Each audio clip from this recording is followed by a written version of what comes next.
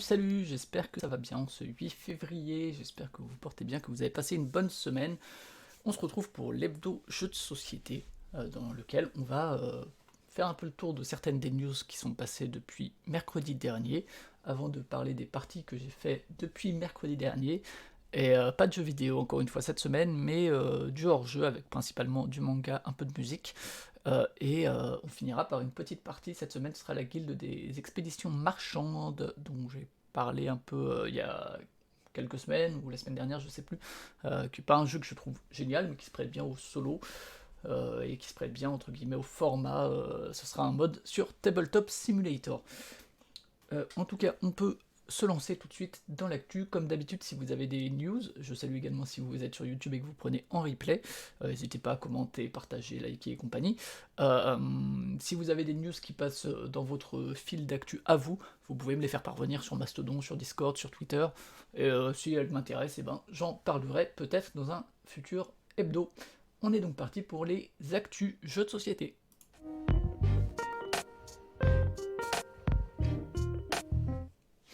Et donc je rappelle pour commencer que l'hebdo J2S est disponible en podcast, et là j'essaye de les mettre à chaque fois plus ou moins avant la fin de la semaine, quand j'ai fini, en reprenant la description YouTube. Donc si vous êtes plutôt podcast, j'ai vu que certaines personnes m'avaient dit qu'elles les consommaient en podcast, donc j'en suis ravi. Si vous êtes plutôt du genre à écouter, et que voilà, plutôt que de regarder, vous pouvez aussi trouver ça sur le flux de Playtime. On va passer à la première des news, qui est une news d'acquisition de droits, où c'est une collaboration entre Renegade Game Studio, qu'on connaît pour pas mal de jeux récents. Voilà, c'est quand même une boîte qui a fait pas mal de choses. Je trouve toujours bizarre que ce soit associé à un utilisateur BGG ou une utilisatrice, qui est sûrement un compte un peu privé, mais voilà, et donc pas mal de jeux, voilà, tout ce qu'on voit ici, que ce soit des créations en termes d'édition ou des localisations ou des distributions ou quoi, quand même pas mal de choses. Et donc, partenariat avec Hasbro, notamment pour voilà, enfin c'était un partenariat qui semblait déjà exister, puisqu'ils disent que c'est un partenariat qui grandit avec l'acquisition d'un grand classique de Sid Saxon qui est Acquire. Je vous invite à aller écouter, je sais plus sur quel jeu ça devait être, sur Can't Stop qu'ils en ont parlé. En tout cas, Acquire, voilà, de Sid Saxon, un grand classique, et Proxy Jeux, dans un certain grand jeu, avait dû parler de ce jeu-là, qui date quand même de 64, donc voilà, c'est pas tout neuf. C'est un grand classique, voilà, que vous connaissez peut-être pas parce que ouais, il est plus forcément à l'ordre du jour aujourd'hui quand on découvre le jeu de société, mais c'est un grand classique qui s'ajoute donc au truc de Renegade, au catalogue de Renegade. Et voilà, bon, Hasbro, un énorme géant du jeu de société et du jouet et de plein de choses. Voilà. Portfolio, c'est quand même Magic, c'est quand même Donjons et Dragons, Nerf et Play-Doh, par exemple, et Transformers et Peppa Pig. Voilà, donc quand même un gros partenariat. Deathbreaker, évidemment, le présente comme la meilleure alternative au Monopoly. Moi, j'ai jamais joué à Acquire, je suis quand même curieux d'essayer, et a priori, il devrait donc y avoir une nouvelle édition cette année. Ce sera peut-être l'occasion d'essayer. Donc, donc voilà. Et c'est évidemment l'occasion pour eux, comme d'habitude chez Deathbreaker, de mettre des liens vers les vidéos qui sont pas forcément liés directement à l'article en question, mais bon. Voilà. Moi, j'avoue que ouais, jamais essayé, je suis quand même assez curieux de ça. Mais voilà. Sachant que c'était en octobre 2022, il y avait déjà eu du coup une annonce de partenariat avec Axis and Allies, Diplomatie qui lui est très bien, Robo Rally qui a de très bonnes réputations et Squad Leader, et donc se rajoute à ça Acquire, un timeless classique, un classique intemporel évidemment. On ne peut pas dire que c'est vieillissant et que ça a plus de... Salut Émilie, bon appétit. Salut Mops également. Évidemment, ils vont pas dire que c'est un jeu qui a beaucoup vieilli et qui n'a plus de raison d'être en 2022 ou 2023. Et il y a, je crois, voilà, il y a des débats sur le nombre de joueurs ou joueuses qui seraient intéressants ou pas. Donc voilà, si vous êtes curieux de vieilleries, mais qui a priori ont quand même une réputation incroyable, gardez un œil sur Acquire dans les mois à venir, qui s'ajoute donc au catalogue de Renegade. On continue avec une grosse annonce quand même, qui est l'annonce de Expedition chez Stonemaier Games, créé par Jamie Stegmaier, qui a créé beaucoup de jeux de chez Stonemaier Games, qui est illustré et dont le monde est créé par Jakub Rosalski. Faut savoir que ce sera donc dans l'univers de Scythe, qui est quand même un jeu qui a eu pas mal de succès, on peut le dire, qui est bien placé dans le truc BGG, qui a eu un succès de vente aussi, même si les premières éditions françaises étaient un peu sous-estimées en termes de distribution et de tirage. Donc là, on parle d'un jeu compétitif. Voilà. C'est important de le mettre parce qu'il y a beaucoup de jeux coop. Exploration, card-driven, engine building. Voilà. On met des mots et puis on les colle. Et une suite à Scythe. Donc on se retrouve vraiment dans l'univers. Il faut savoir que Scythe a quand même... Moi je suis pas le plus grand fan de Scythe, je l'ai trouvé mieux que ce que j'attendais quand j'y ai joué, parce qu'il a une telle hype que forcément tu revois tes attentes et tu peux y aller avec une certaine méfiance. J'ai pas trouvé ça nul, j'ai trouvé ça plutôt sympa, j'ai pas joué plus que ça, mais ça va. Et donc 1 à 5, hein, toujours en mode solo. Et donc c'est un univers quand même par contre très très fort, qui s'invite, qui en tout cas se prête pas mal à une forme de narration, et dans ça il y en a un petit peu vite fait. De la narration explicite, je veux dire, avec des espèces de choix de ce que tu fais quand tu fais des cartes, je sais plus comment elles s'appellent, mais des cartes rencontres en gros. Et c'est tout un univers tellement fort qu'il a été adapté en jeu vidéo sous le nom de Iron Harvest. C'est pas Scythe qui a été adapté, il y a une version numérique de Scythe, mais c'est vraiment, je crois, un jeu de stratégie en temps réel, si je dis pas de bêtises, qui est Iron Harvest, qui a été plutôt bien accueilli, là aussi pour son univers et tout, plus que pour ses mécaniques. Donc voilà, ouais, forcément une grosse annonce, parce que Scythe a quand même beaucoup de succès, et que c'est quand même très, très connu comme jeu aujourd'hui, et que ça a quand même eu un succès tant critique que d'un point de vue popularité. Donc voilà, des précommandes donc ça ferait a priori 3 ans qu'il est dessus. Ça c'est les discours éditeur, hein, éditorial. Alors ça c'est la version anglaise, hein, mais des précommandes en février. La production entre mars et mai, et a priori une sortie réelle en août pardon, pour la Gen Con. Voilà, il y aura sûrement plein de comment dire, voilà, il y a déjà le livret de règles qui est accessible a priori dans une Dropbox. Il y a plein de vidéos qui vont arriver, hein, voilà. Typiquement, Stonemaier Games a fait 3 tours de jeux sur sa chaîne YouTube. Donc voilà. Et là, voilà, il y a les... Ça, c'est un jeu qui arrivera chez chez Matago, sous le format Button Shy, alors que c'est pas un Button Shy, c'est rigolo. Tac, est-ce qu'il est quelque part? Je le vois pas, si. Ici, voilà, Expédition. Il y a effectivement l'Automa qui sera pour le mode solo, et le livret de règles. Donc vous pouvez déjà aller voir de quoi il en retourne. Alors évidemment, c'est en anglais pour l'instant. On retrouve un peu les vibes de Scythe en termes d'illustration, de mise en page et compagnie. Combien de pages dans cette histoire? Quand même 16 pages. Bon, après aujourd'hui c'est quand même des pages assez aérées. Mais voilà, bon... en tout cas moi je reste curieux, puisque comme dit, Scythe avait été plutôt une bonne surprise. Tant qu'à faire, il y a un petit trailer évidemment. I assembled a family we found of myself. Que de mécanique. Hein. Tac. Et voilà, bon, pas l'impression que ça passera par KS pour le coup.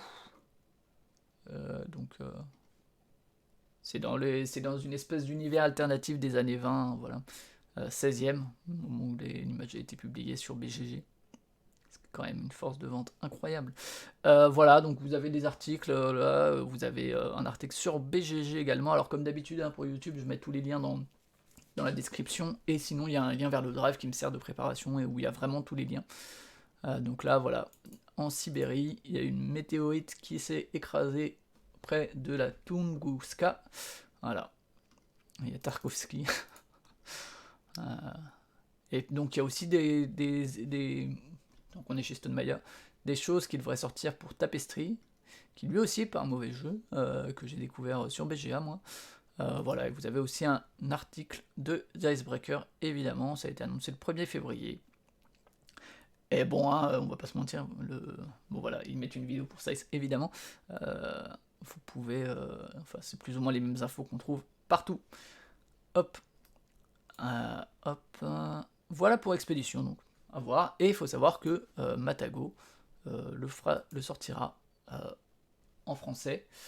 On espère que le tirage sera suffisant, même si c'est toujours difficile, ça pour le coup, toujours difficile d'estimer si un jeu a rencontré son succès ou pas dans nos contrées. Et que voilà, c'est des risques financiers, économiques évidemment. J'espère juste qu'effectivement chez Matago il n'y aura pas de couac d'édition comme ça peut être le cas ces dernières années. Et donc il devrait arriver cette année, à moins qu'il y ait que ce soit repoussé en termes de date, comme c'est souvent le cas. Tac. C'est pas un DLC pour Size, les amis, c'est un nouveau jeu, c'est écrit. Voilà pour ce qui est d'Expédition. On va passer à autre chose, qui est alors, un tout petit truc. C'est que il y a Get On Board, je sais pas si vous avez joué à Get On Board, c'était sur Board Game Arena, sinon, ce petit flip and write où on fait des lignes de bus pour emmener des gens à des endroits. C'est pas un truc mémorable, mais il y aura, comme pour Next Station qui va avoir une version Tokyo, il y a Get On Board qui était, je crois, plutôt London. Non, Next Station London, Get On Board, c'était peut-être New York. Je ne sais. Oui, c'est ça, New York. Il y aura une version Paris et Rome, voilà, qui était présentée à Nuremberg, donc un salon professionnel du jeu de société en Allemagne, auquel était Hammer de Proxy Jeux. Gardez un œil sur Proxy Jeux, devrait peut-être y avoir des retours dessus. C'est un salon pro où il y a pas mal de choses qui sont présentées. Donc là, c'est voilà Paris et Rome. Peut-être un truc recto verso, je ne sais pas. Ah oui, c'était New York et Londres le premier, tout à fait. Voilà. Essayez-le si vous avez l'occasion, si vous aimez ce genre de jeu, c'est pas le pire qui soit. Il y en a des pires. Il y a ces petits trucs là qu'on met pour symboliser les tracés. Ah, je sais pas si vous entendez les chiens. Je leur dis bonjour. Donc voilà, 2 nouvelles cartes pour Get On Board, et donc rien de plus. Ce qui va avoir une suite aussi, on reste dans les suites, c'est Ice is Missing. J'ai fait un jeu du mois dessus chez Proxy Jeux. Si vous êtes intéressé pour jouer, on organise des parties sur Proxy Jeux, même si ça nous donne du taf, donc soyez pas trop nombreux quand même. Et donc, un très bon jeu, je vous en ai parlé, je crois que c'était la semaine dernière ou la semaine d'avant. Très très cool.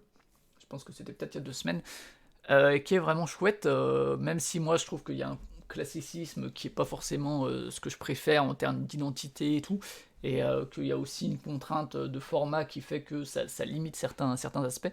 Mais en tout cas, il y aura une suite qui sera Silent Falls, qui devrait être mise sur Kickstarter. Pour l'instant, vous pouvez juste vous abonner au lancement du projet, on ne sait pas exactement quand est-ce que ce sera ni rien. Il y a aussi un article sur Dicebreaker, ça devrait donc introduire des nouveaux lieux. Donc voilà, on se posait aussi la question de la rejouabilité. Voilà une rejouabilité potentielle. Ça introduit des nouveaux lieux, des nouveaux suspects, des nouveaux indices. Donc je vous rappelle, Alice is Missing est ce jeu de rôle silencieux dans lequel on communique par l'écrit.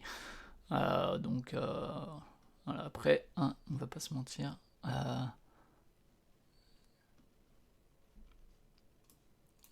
C'est en gros, c'est toujours de Spencer Stark, mais bon, il n'y a pas grand chose de plus. Les articles de Dicebreaker, je suis quand même assez dubitatif sur leur truc. Alors c'est pratique parce qu'il y a souvent quelques news, mais il y a beaucoup de news un peu inutiles, et enfin que je juge en tout cas inutiles, et où c'est vraiment du texte pour du texte et pour mettre les liens pour les vidéos quand même.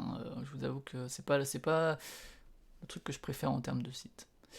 On continue avec une sortie qui devrait sortir en 2023 et dont je suis très curieux. Donc je vous ai déjà parlé de Portland Game Collective. Il y a un Discord, c'est un Discord et à la base une organisation autour du jeu de cartes, de défausse, de plis et compagnie, d'escalade aussi, et il y a un Discord notamment où il y a pas mal de news et tout, et qui est assez cool. Et ils sont aussi éditeurs, ils ont notamment fait 535, et ils devraient faire, je vous en ai parlé il y a quelques semaines, parce qu'ils doivent ressortir Haggis, un jeu assez connu, sorti au début des années 2010, dans l'année. Eh bien, il y a un nouveau projet, et c'est quand même un truc qui était, je pense, assez attendu. C'est Trick Takers, que je n'ai pas joué, mais qui est ce jeu-là, un jeu de pli, qui est souvent présenté. Alors, il a un univers visuel. Alors, en fait, il devrait y avoir les trois. Il devrait y avoir Trick Takers, qui est le jeu de base. Il devrait y avoir également le set d'extension et Little Trick Takers, qui est très mignon. Et c'est un jeu de pli qui est assez complexe, me semble-t-il, qui notamment c'est un jeu de pli qui est souvent, alors c'est peut-être un peu réducteur comme présentation, mais je vais vous montrer ça sur Board Game Geek. Souvent c'est présenté comme le root du jeu de pli. Je suis un peu dubitatif par moment sur le fait que c'est pas juste un truc pour dire voilà, c'est par Hiroken. Et c'était super compliqué, c'est un jeu japonais, c'était hyper compliqué de se le procurer à des sommes correctes, c'était assez cher. Et c'est surtout donc un jeu, regardez-moi cette DA qui est absolument fabuleuse, je trouve. C'est un jeu, en fait, s'il est comparé à Root, c'est évidemment parce que c'est un jeu fortement asymétrique. Alors j'avais lu un peu des règles en anglais, mais c'était assez difficile parce qu'il y avait aussi les règles en japonais et tout. Je suis assez curieux de l'essayer, en tout cas. Moi j'aime beaucoup la DA, je la trouve vraiment super cool. J'aime beaucoup l'idée. Je sais pas si justement ça respecte un peu la promesse de,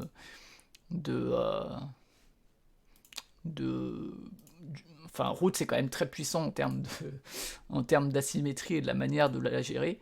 Regardez-moi ça, incroyable. Mais je suis vachement curieux. Ouais. Ça peut être absolument chiant, beaucoup trop long et tout, et complètement raté, ou bien ça peut être génial. Donc je pense que j'y jetterai un œil. Ça devrait arriver en 2023. On va partir sur un journal d'auteur. Je vous ai parlé de Lofoten, je crois, la semaine dernière, j'avais joué chez Maxime. Un jeu à deux qui m'avait agréablement surpris, même si c'est pas un jeu inoubliable. Je pensais qu'il serait moins bien que ça. Et donc Sébastien Dujardin, je vous ai aussi parlé de la fin de Pearl Games, qui avait été fondée par Sébastien Dujardin, qui est l'auteur de Lofoten, qui est son premier jeu à deux par ailleurs. Et voilà, il parle dans ce journal d'auteur, hein, comme souvent, des inspirations, de aussi pourquoi ce thème.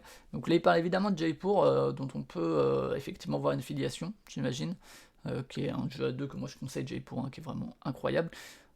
Et de là, comment est-ce qu'il est parti sur la création, alors c'est en anglais, hein, mais comment il y a certains jeux qu'il a fait qui peuvent l'avoir influencé, d'autres jeux, d'autres auteurs ou autrices qu'on peut l'influencer, comment est-ce qu'il en est arrivé à ça. C'est pas trop long, voilà, des fois il y a des journaux d'auteurs qui sont super longs, celui-là est assez court, et ça permet d'en savoir un petit peu plus sur tout ça, donc c'est plutôt cool toujours. C'est des news assez courtes, hein, aujourd'hui, je vous préviens, ça va pas être des grosses news, il y a pas mal de news, mais des petites news. La suivante, c'est une adaptation, ma foi, très très ambitieuse, puisqu'il s'agit d'adapter l'Incal, sous un jeu qui s'appellerait l'Incal Infini.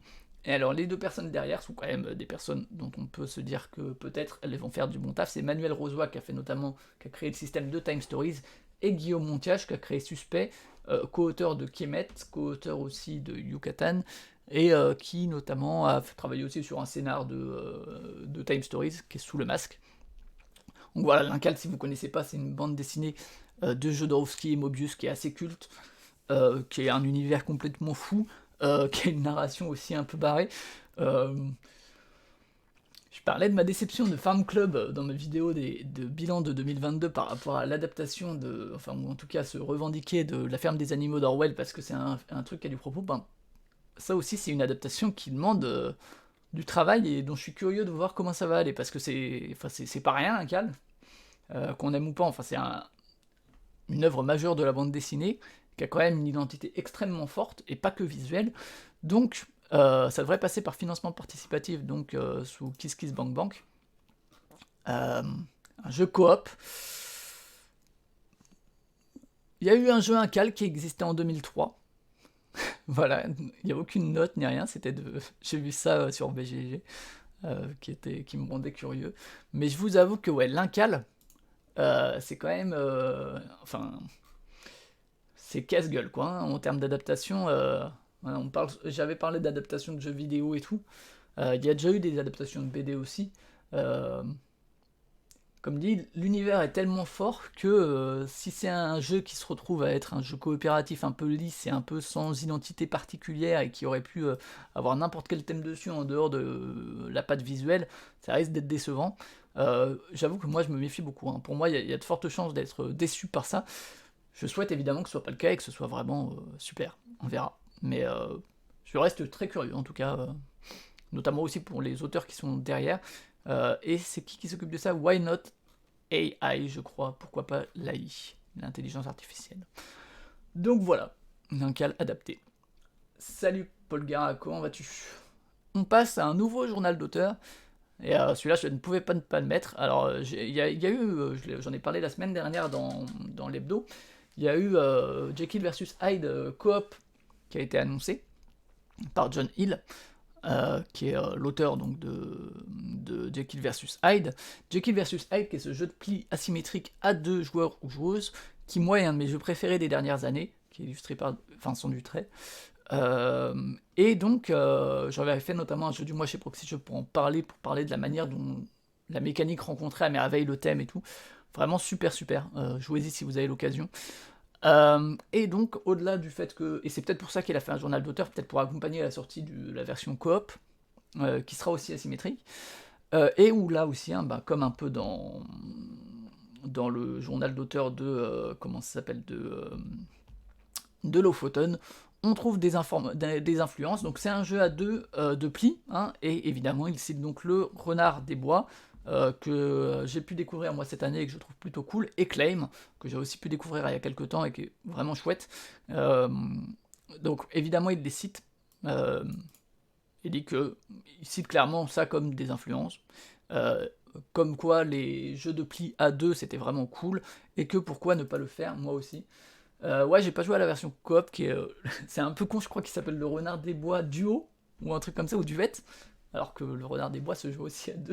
Je trouve le titre un peu bizarre en termes de marketing, parce que le Renard des Bois c'est aussi un duo finalement.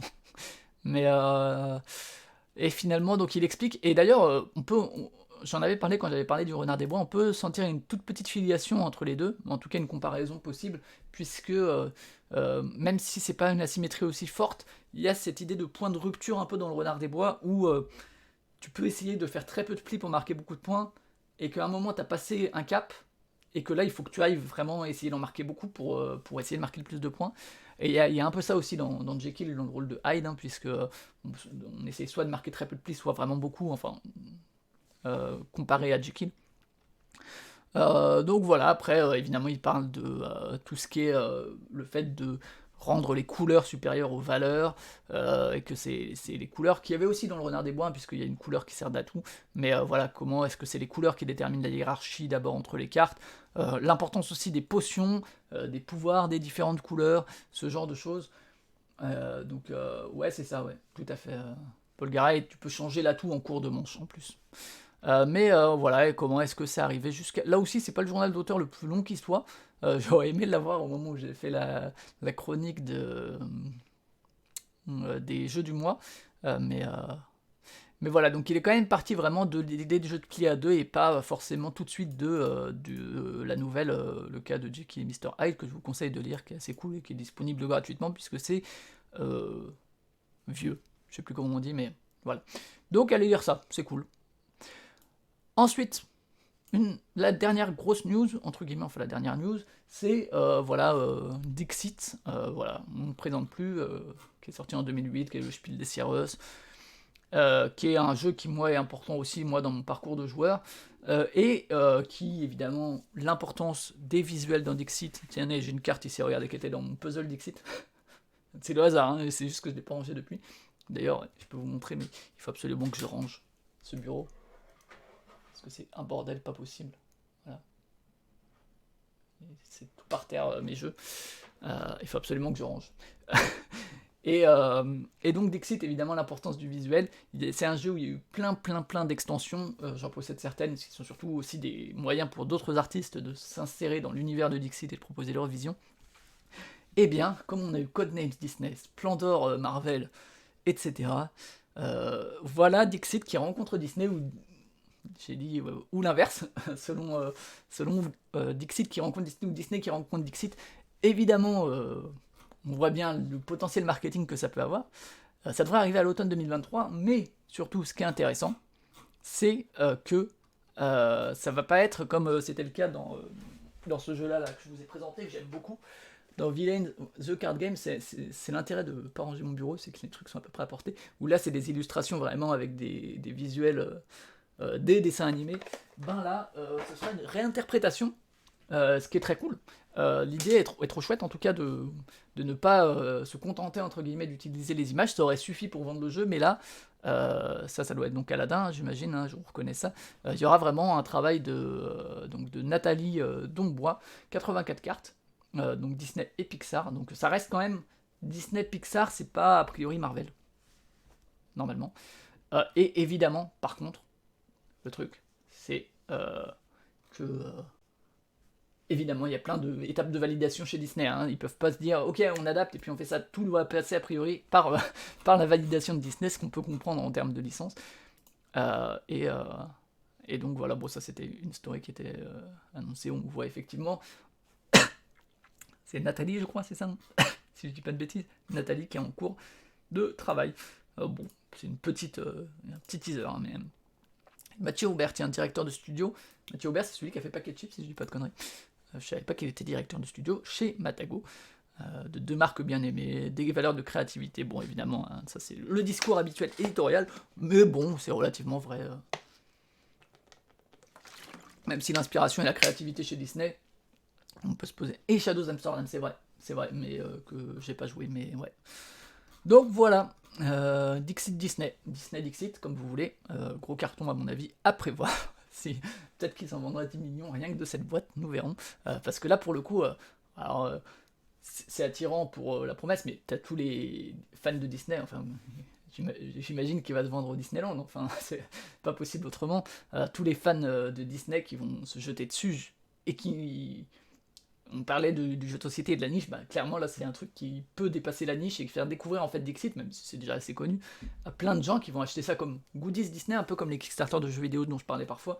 Là c'est des illustrations inspirées de Disney, j'achète parce qu'il y a Disney et que je suis fan de Disney, et hop, je découvre Dixit et je me lance dans le jeu de société moderne. Voilà pour les news, vous avez vu c'était rapide. Les 2 dernières news, alors je sais plus où on en était, mais il y a eu... c'est les arrivées sur Board Game Arena, du côté de la bêta et des jeux. Je crois que Nova Luna était déjà là la semaine dernière. Et du côté de la bêta, il y a 15 Days que j'ai pas essayé. Spirits of the Forest, je crois qu'il était déjà là, si je dis pas de conneries. Qui est une refonte de Richelieu, qui est un jeu qui est pas mal, qui est pas inoubliable, mais qui est pas mal. C'est sans doute pas le meilleur de son auteur. C'est de qui déjà? C'est de Michael Chart. C'est pas son meilleur, hein, l'auteur de Lucky Numbers. Make a Dream, qui devrait, je crois, sortir sous peu en boîte, et Photosynthesist, que je suis curieux d'essayer aussi, même si j'en ai pas eu que des bons échos, mais ma foi, pourquoi pas sur BGA, même si on doit perdre pas mal le côté... Il n'y a pas une histoire d'arbre en 3D qui permet de voir des trucs et tout, et qui permettrait de donner un peu d'intérêt à ça, je sais plus. Mais bon, donc voilà. Et chez Proxy Jeux, qu'est-ce qui est sorti depuis qu'on s'est vu? Il y a les jeux du mois en fait, c'est tout. C'est déjà bien, justement, consacré à Alice is Missing, dont j'ai... Si, c'est ça, la taille des arbres pour l'ombre, merci Paul Gare. Je vous en ai parlé, hein, Alice is Missing, que j'ai beaucoup aimé, j'en ai parlé longuement chez Proxy, j'ai une petite heure. Et j'étais accompagné de Zef, qui connaît bien sûr Alice is Missing, qui a joué plus que moi, et qui présentait lui Twilight Inscription, ce roll and ride dans l'univers de Twilight Imperium, qui est un roll and ride assez fat, je suis curieux de l'essayer, mais à chaque fois que ce matin encore, j'ai essayé de lire les règles en anglais, et j'ai pas envie de lire 20 pages de règles pour un roll and ride, alors que la façon dont il me l'a décrit me le rendait plus simple qu'il ne le paraissait dans ses règles. Mais je suis curieux, pas pour l'acheter du tout, mais au moins pour l'essayer sur Tabletop Simulator. Mais j'ai pas envie d'essayer la version solo parce qu'il disait que c'était pas ouf. La version A2 est pas ouf non plus apparemment parce que tu rajoutes un troisième joueur ou une troisième joueuse fictive. Donc au moins à 3, mais au moins simuler peut-être un début de partie à 3 tout seul, mais j'ai pas envie de me... Ouais, il faut avoir l'œil partout, mais surtout... ouais, les règles là c'est quand même 20 pages quoi. Ouais, je comprends que ça, à la limite. Mais ça, à la limite, je suis prêt à le concevoir, mais j'ai juste la flemme de lire 20 pages. Mais voilà. Donc vous pouvez écouter ça. Et sur la chaîne YouTube de Proxy Jeux, il y a le Ludopif de Elodie qu'on a fait lundi soir.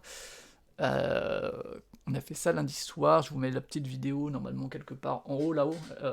Là-bas, là. Dans la... Enfin, comment on appelle ça, la fiche. C'est des fiches qu'on appelle ça.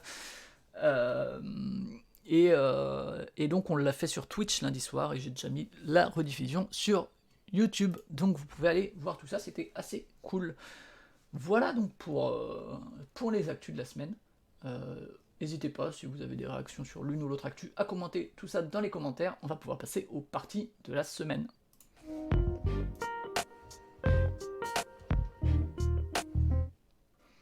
les parties de la semaine, donc c'est le moment où on parle des jeux que j'ai fait la semaine passée. Pas énormément de nouveautés, vous allez voir cette semaine, quelques-unes quand même, mais donc Startups, qui n'est pas une nouveauté puisque je dois en être à pas loin de 50 parties, surtout en numérique et contre des IA. Ça c'est les parties que j'ai fait la semaine dernière en stream.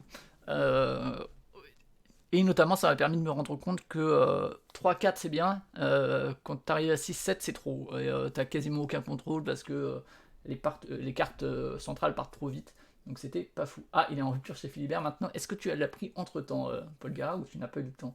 Parce que je sais que Drew lui l'avait pris, il a peut-être pris le dernier. Non, flûte. Il reviendra certainement, s'il est déjà revenu. Très très bon jeu, hein, une de mes découvertes de 2022, mais qui est un jeu plus ancien, mais comme dit, j'étais content vraiment un de mes préférés de On Games. Salut Julien, merci, j'espère que tu vas bien. De Jun Sasaki, qui date de 2017, mais qui vraiment, du coup, c'est cool de m'être rendu compte en fait que, à autant, il perd beaucoup de son intérêt, parce qu'il y a beaucoup moins de, comme dit, d'options et de tours de jeu, et du coup tu peux beaucoup moins construire ton jeu. Encore, j'ai dépassé les 400 parties, ça y est, voilà. Bon, je vous fais pas le pitch, hein, toujours sur Encore, qui est un des roll and ride que j'aime pas trop, que je fais sur appli en solo, et je suis toujours sur la feuille bleue, j'ai toujours pas dépassé les 40, donc je continue d'essayer. C'est tout pour Encore. Gogoa, je vous en ai aussi parlé la semaine dernière, c'est vraiment un petit jeu où c'est facile de lancer une partie solo de son côté sur BGA. C'est pas un roll and write mémorable, comme dit, son principal truc dont il faut se rappeler, c'est ces crayons en matériaux recyclés, et qui, là, vous voyez, là où il y a parfois la gomme, là, voilà, c'est des petites graines à planter, et que c'est fait par des gens qui habitent à Goa. Voilà, sinon c'est vraiment pas mémorable ni rien. Ça se joue facilement sur BGA en solo ou à plusieurs, donc j'en fais de temps en temps des parties, mais clairement c'est pas un jeu que j'ajouterai à ma collection. Tomorrow, ce jeu chez une édition de Feng Yi, illustré par Alice Vuillet, dont j'ai fait déjà pas mal de parties. Ouais, c'est pas fou, mais, comme dit en solo comme ça, et pour le coup, ils jouent en solo et ils jouent à plusieurs, c'est plus ou moins la même chose. Tomorrow, ce petit jeu à deux de cartes avec chaque deck. Bon Magic, alors attends. Ah, Keyflower. C'est un S dans les tier list, pour moi, Keyflower, Julien. J'espère que ça te plaira. Ouais, Tomorrow, alors c'est peut-être presque surédité parce que clairement dans la boîte, il n'y a pas grand chose. Et pourtant, c'est une petite boîte. Pardon pour le micro. Il y a juste ces jetons et ce paquet de cartes. Donc c'est peut-être déjà quand même surédité en termes de taille de boîte. Mais c'est un bon petit jeu où chaque personne a 10 cartes. Ce petit jeu asymétrique, je vous en ai déjà parlé, donc je ne vais pas m'y attarder. Et moi, ça fait partie de mes bonnes surprises de janvier. Très dynamique. On a fait des parties qui pouvaient être moins dynamiques et qui étaient un peu un ping-pong qui avait tendance à peut-être un peu trop s'éterniser. Là où les parties plus rapides sont cool, les deux rôles sont cool à jouer, sont vraiment différents en termes de feeling. Donc, essayez. Mots malins, ce jeu d'association de mots qui est pour moi un des jeux des dernières années que j'ai le plus aimé et que j'ai toujours plaisir à ressortir. Quand on le sort, on en fait toujours 4 parties en général. Ouais, j'en ai fait un paquet avec plein de monde et c'est vraiment pour moi, justement, un peu comme ce Clover et tout, il a réussi dans la veine des Codenames à avoir quand même sa propre identité, à être vraiment spécifique par le côté beaucoup plus dynamique, beaucoup moins long. C'est un très bon jeu, jouez-y si vraiment vous n'y avez pas encore joué. Il enlève aussi tout ce qui est le downtime qu'il peut y avoir dans Codenames par exemple, ou le côté plus lent qu'il peut y avoir dans ce Clover.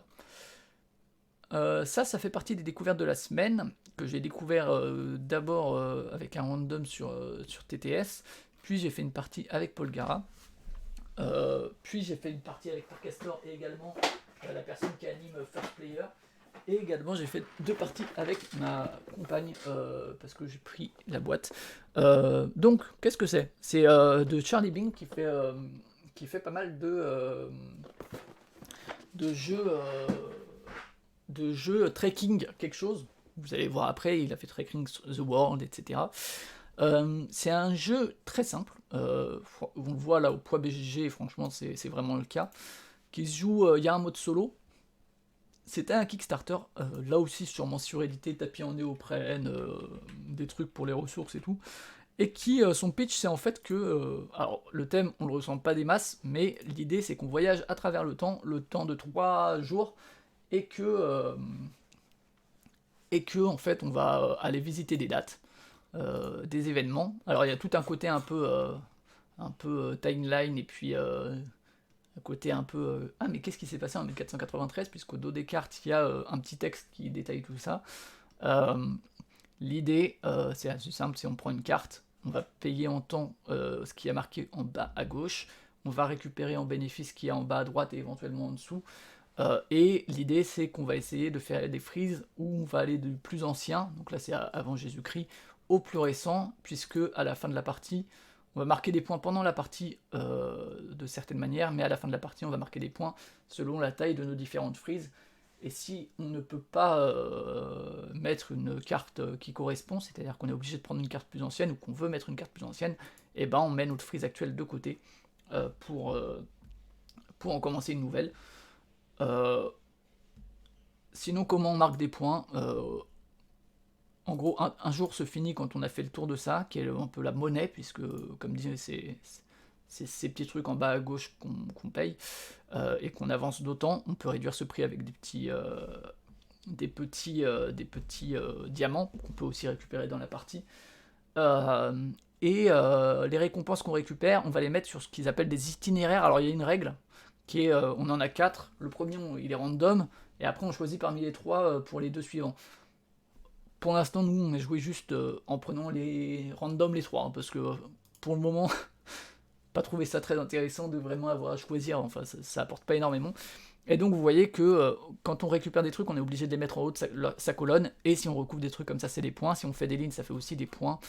C'est aussi une manière de récupérer des cristaux, il y a aussi des petites jokers qu'on peut mettre. Voilà.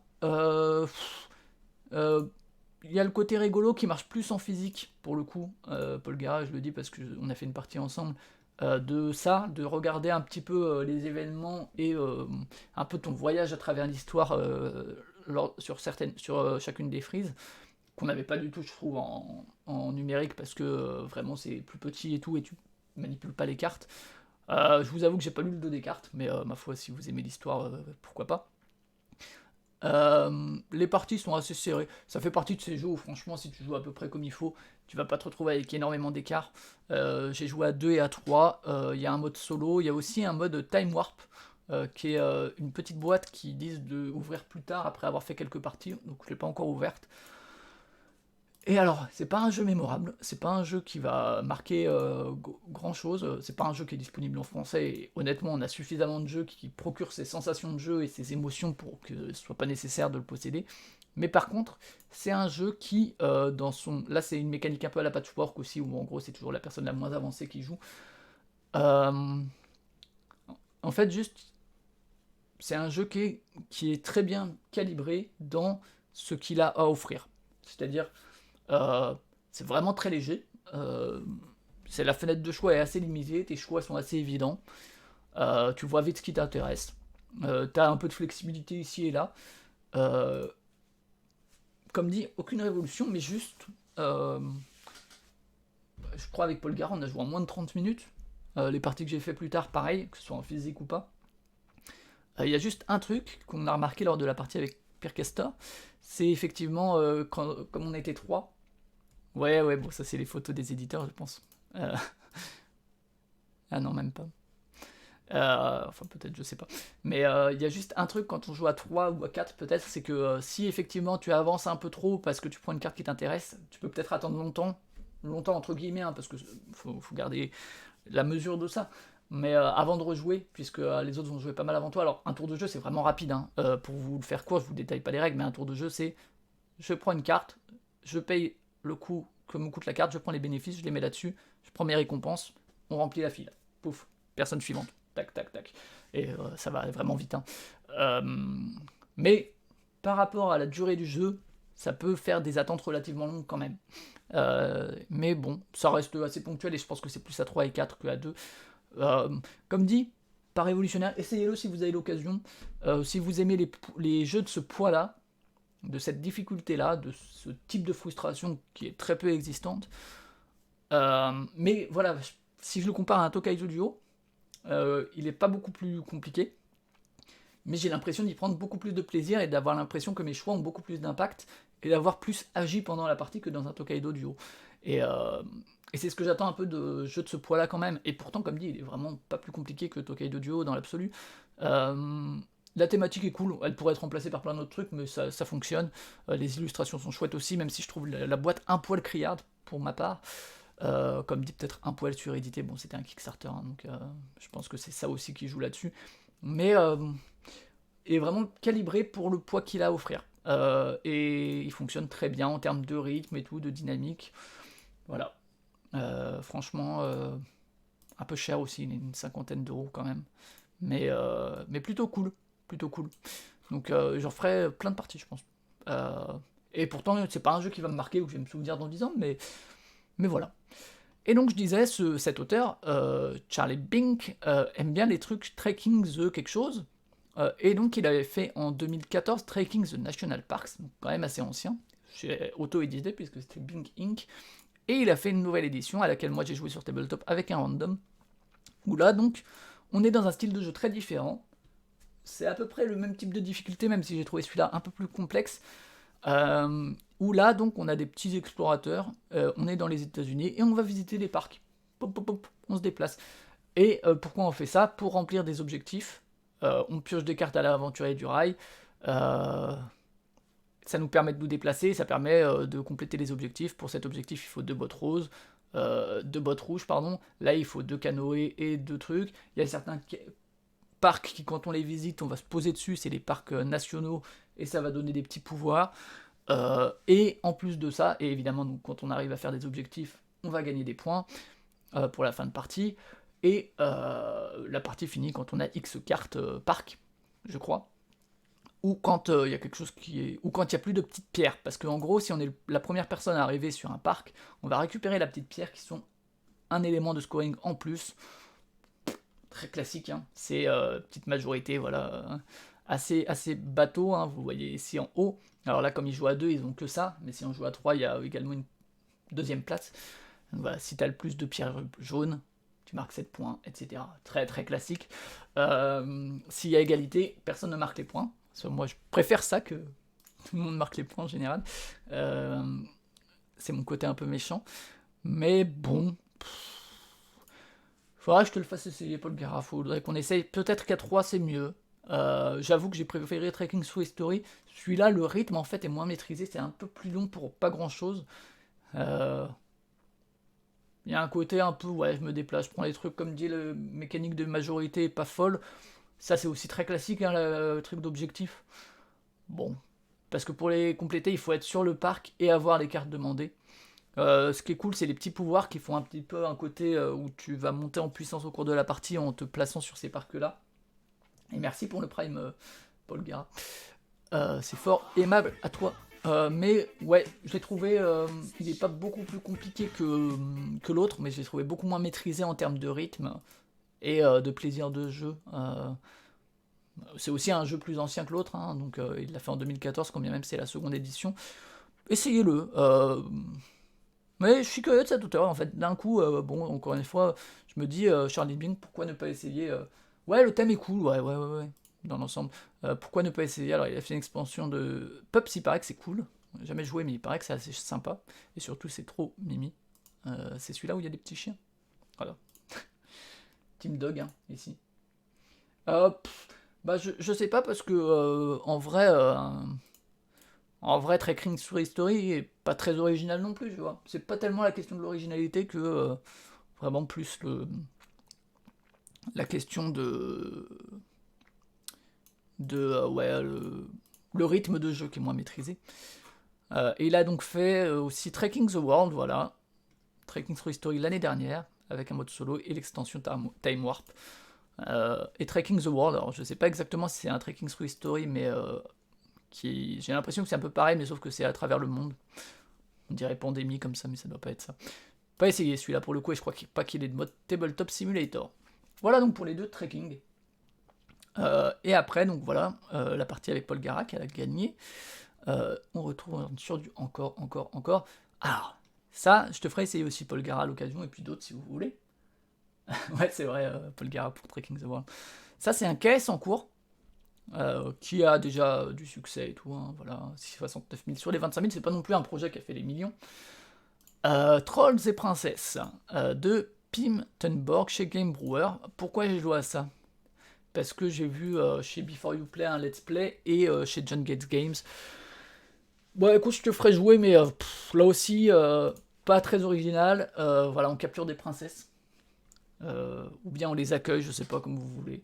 Les princesses qui sont en rose, qui sont dans un château, voilà, ça c'est les princesses. Et il leur faut un lit de princesse pour venir dans les grottes des trolls. C'est un jeu, en termes de trucs où on va être dans du rythme, où on va avoir notre plateau personnel et un plateau central. Alors les petites pièces sont assez cool. J'essaie de vous trouver une image assez globale pour pouvoir vous le décrire. Voilà. Il y a le plateau central, dont le nombre d'emplacements va dépendre du nombre de joueuses. Il y a ce plateau individuel pour chaque personne. Et en gros, à ton tour de jeu, tu vas déplacer un troll et faire l'action de là où tu les emmènes.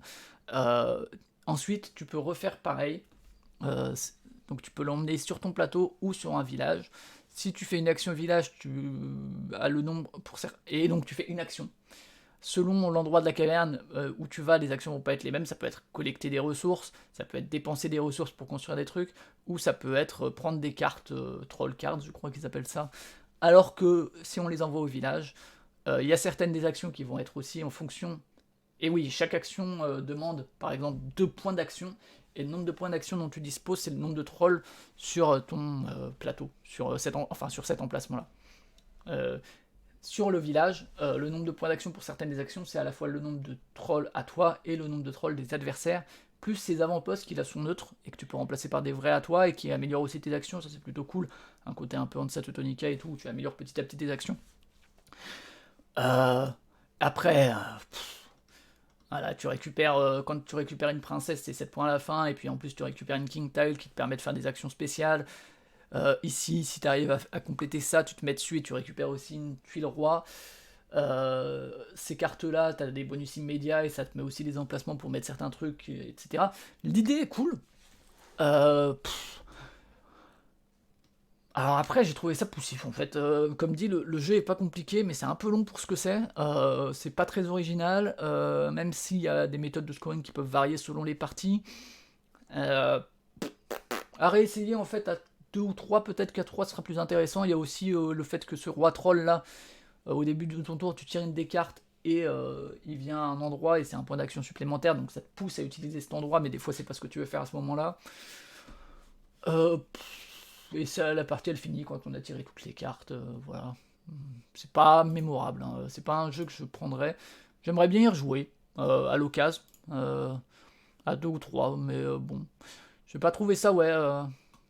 Enfin, je trouve que là aussi, un peu comme dans National Parks, même si c'est un jeu beaucoup plus complexe en termes de choix d'action et de fenêtre de choix, mais un problème de rythme et qui est un peu trop long pour ce qu'il a à offrir, et qui a un peu de redondance qui s'installe dans la partie.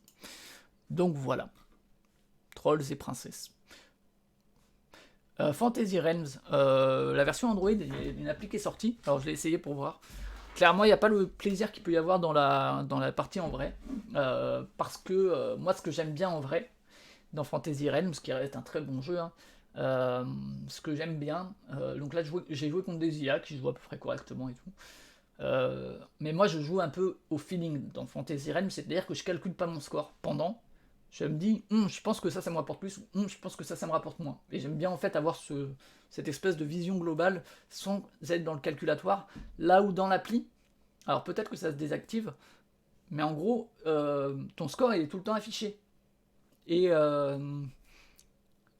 alors c'est cool si les gens ont l'habitude de calculer exactement leurs points. Ça c'est plutôt cool. Parce que du coup ça réduirait entre guillemets leur temps de réflexion. C'est pas mon cas, et moi en fait j'ai du plaisir justement à essayer d'évaluer ce que vaut ma main, plus que on joue pareil, je pense, Emily, et du coup en fait là, le fait d'avoir le score tout le temps, en fait tu peux comparer tout de suite, si j'enlève ça j'aurai ça, si j'enlève ça j'aurai ça, et du coup en fait t'as ton score tout le temps, et du coup tu peux tout le temps optimiser, et Ouais, en cours de partie, Paul Gara, tout à fait. Enfin, tu parlais peut-être à Emily. Mais du coup, j'avoue que, ouais, alors, peut-être que cette option s'enlève. Je sais pas. Mais j'en ai fait 2 parties, je crois. Alors, j'y rejouerai parce que, pour le coup, c'est une manière facile. Ouais, dans l'appli... là, je parle pas de l'appli pour le score. Je parle de l'appli... la version numérique de Fantasy Realms qui est sortie là récemment. Et où tu vois ton truc en cours de jeu, quoi.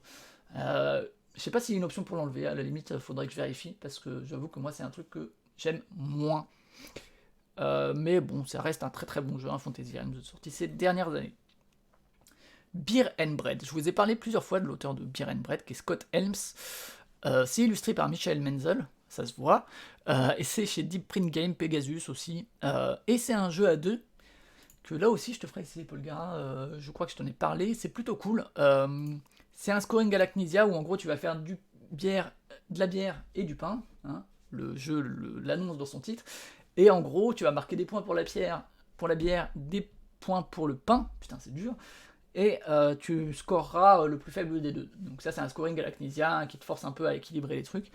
C'est pas en fait un scoring très original, mais c'est toujours moi un truc que j'aime bien parce qu'en fait c'est une manière facile de te forcer à équilibrer toi-même ton truc. C'est un jeu qui se joue en 6 tours, qu'il va y avoir des années riches, des années pauvres. Alors il va y avoir les ressources disponibles qui vont pas être les mêmes selon, mais bon ça à la limite des parties que j'ai pas trouvé ça trop contraignant. C'est plus que le système de jeu va pas exactement être le même selon les années. Pendant les années riches on va avoir un système de draft. On va jouer une carte, puis on va chacun puisse échanger les cartes. Là où dans les années pauvres, on va pas avoir ce draft, et va y avoir en plus une rivière qui est là, et qu'on peut utiliser pour jouer des cartes plutôt que de jouer celles de sa main. Les cartes, on peut les jouer soit pour récupérer des ressources, l'action récolte, on récupère les ressources qui sont là. Ouais, ça sent un peu le houblon. Alors on regrettait j'ai joué avec Percastor plus tard dans la semaine, et on regrettait qu'il n'y ait pas l'effort de thématisation. On regrettait aussi ça sur Rise, qui est même pas un nom de carte en fait. Alors que franchement, c'est pas très difficile de rajouter un petit nom pour juste apporter de la thématisation. Là, c'est pas du tout le cas. Et donc, je disais, ouais, les cartes, on peut les utiliser avec leur partie du haut pour récolter, sachant qu'il y a un petit twist sur la récolte, ou si tu récoltes, bref, je vais pas rentrer dans les détails.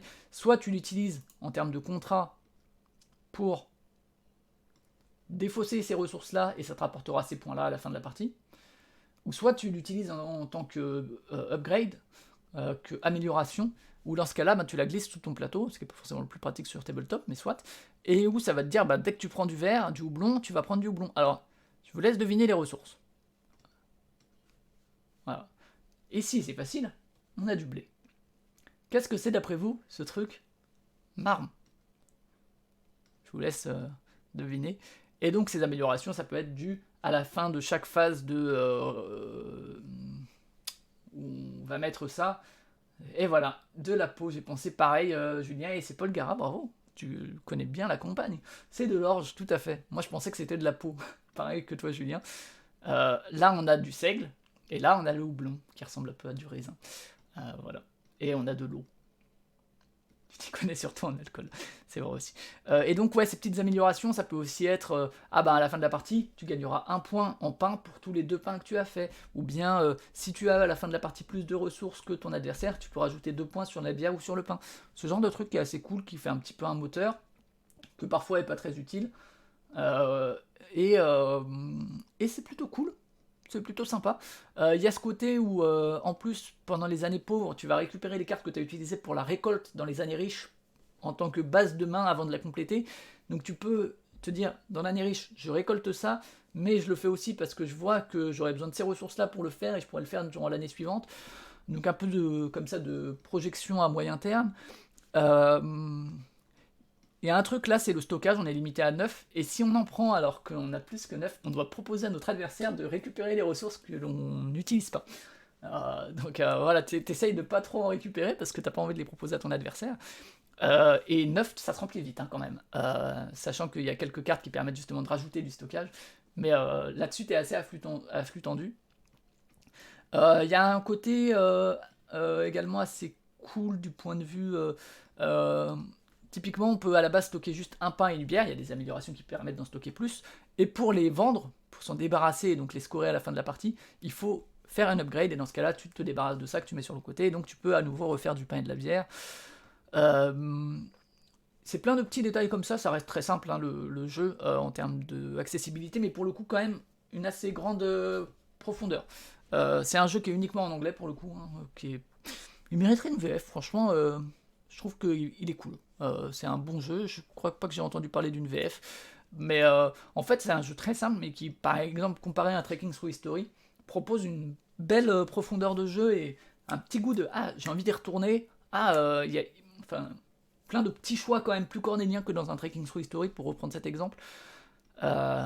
Et où t'es tout le temps, ah merde, je peux faire du pain, mais c'est pas ça que je veux faire en ce moment, je veux faire de la bière parce que, salut Paul Gara, bon appétit, je veux plutôt faire du pain parce que, enfin il faut que je fasse l'autre parce que j'ai déjà trop de pain et il me faut de la bière parce que de toute façon, si je fais pas de bière, je vais faire 0. Donc voilà, c'est plutôt cool. Comme dit, il y a un mode Tabletop Simulator, parce que pas facile à trouver et puis pas en français. Si un jour il est en français, c'est pas impossible que je le prenne. Je trouve que c'est un bon jeu à deux. Encore un bon jeu de Scott Helms, qui définitivement est un auteur que je trouve plutôt cool. Juste, est-ce qu'il y a une French version prévue? J'ai pas l'impression. Non. Il y a une version Capstone là qui doit sortir également. Mais Capstone ne livre qu'aux États-Unis, je crois, si je dis pas de conneries. Il y a un truc par contre que Maxime a remarqué tout de suite et dont il m'a fait part, et je trouve qu'il a assez raison, c'est qu'il y a ce côté où, clairement, il y a un côté de redondance de je récolte, je fais mon pain ou ma bière, et je me retrouve plus ou moins à sec. Alors il y a les petites upgrades qui permettent de compenser un peu ça et de faire quand même une espèce de montée en puissance, mais il y a ce côté-là où, allez, et je récolte, et je me retrouve à sec, et ce côté un peu de cycle, alors qui correspond au thème pour le coup, avec les années de jachère et tout, mais qui est un peu redondant en termes de sentiment de jeu. Mais je vous le conseille, Beer and Bread, c'est un jeu que j'aime bien. Voilà, j'avais joué avec... et forcément, les scores sont relativement proches et relativement pas très hauts, quoi, parce que t'es là en train d'essayer d'équilibrer ton truc, voilà. Là, c'était 22-21, 20-18. Donc voilà, essayez, c'est cool. Beer and Bread. On passe à Sea Salt and Paper, alors comme d'hab, hein, c'est des parties avec ma compagne avant de dormir, toujours très cool, de Bruno Catala et Théo Rivière. Je vais pas m'attarder dessus parce que j'en ai déjà beaucoup parlé très souvent, mais c'est toujours très chouette. Une partie très serrée que j'ai gagnée au dernier moment pour le coup. Hier on a joué, je me suis fait avant-hier, je me suis fait latter la tronche, mais violemment, ce qui arrive pas si souvent que ça dans Sea Salt. Voilà. Scout, toujours. Hein. Scout, un de mes jeux de l'année dernière, que là c'est sur appli, mais toujours un super jeu d'escalade, climbing game, qui est toujours aussi cool en termes de sensations, en termes d'évaluer les possibilités de sa main. Je trouve ça toujours aussi brillant. Vraiment un super jeu, plus les parties passent, et je l'aime toujours autant. J'ai rejoué à Succulent, je vous en avais parlé la semaine dernière, mais là j'ai pu jouer avec Paul Gara plutôt qu'avec un random, ce qui est toujours plus agréable. Et j'avoue que la partie qu'on a fait à deux, je me disais en fait, je vais lui faire découvrir parce que je pense que c'est un jeu qui lui plaira plus qu'à moi, et que j'aurais pas de problème à refaire une partie, mais en vrai la partie qu'on a fait à deux m'a donné plus envie d'y rejouer. Alors je trouve toujours la police d'écriture super moche, enfin pas la police, mais l'espèce de filtre qu'il y a dessus, je trouve ça dégueulasse. Mais sinon, j'ai trouvé la partie qu'on a fait beaucoup plus dynamique que la partie que j'avais fait la semaine dernière. Il y a ce côté montée en puissance qui marche avec ça, et surtout avec les grosses gouttes là qui permettent, puisque si on a ça complet, c'est comme si on avait un pétale vert en plus, un pétale violet en plus, pardon. Surtout, il y a un truc que j'apprécie plutôt, c'est, et que j'ai encore plus apprécié là, il y a le poser son jardinier pour essayer d'en bénéficier ou pour bloquer un peu l'autre, mais surtout je trouve les façons de scorer. Alors il y a un petit peu d'interaction, je pense qu'à 3 ou 4 il y en a beaucoup plus et ça doit être encore mieux. Mais surtout les manières de scorer, j'aime bien les... Il y en a des assez classiques. Il y a le fait qu'on ait un petit bonus quand on les fait et que du coup on peut essayer de se faire comme ça un peu un chaînage de trucs dont on a besoin. Surtout j'aime bien les manières de scorer un peu qui sont pas juste des points mais qui te récompensent dans une dynamique que tu as prise ou qui te poussent à prendre une dynamique. Typiquement là c'est 2 points par tuile simple que tu as posé, 2 points par double tuile que tu as posé, ce genre de truc. Donc ouais, plutôt cool, plutôt sympa. Pas révolutionnaire, mais là aussi le rythme est plutôt bon pour le jeu. Mieux qu'un Trekking the National Park, je trouve. Ça avance, tac, tac, tac, et puis le tour il dure pas longtemps, et puis on avance, on fait ci, on fait ça, on sait ce qu'il faut faire, on sait de quoi on a besoin, on identifie vite les pétales dont on a besoin pour l'objectif. Plutôt cool. La deuxième partie était meilleure que la première en tout cas. Et c'est pas juste parce qu'il y avait Paul Gare. C'est même le plaisir de jeu simple. Ortiz, je vous en avais déjà parlé aussi.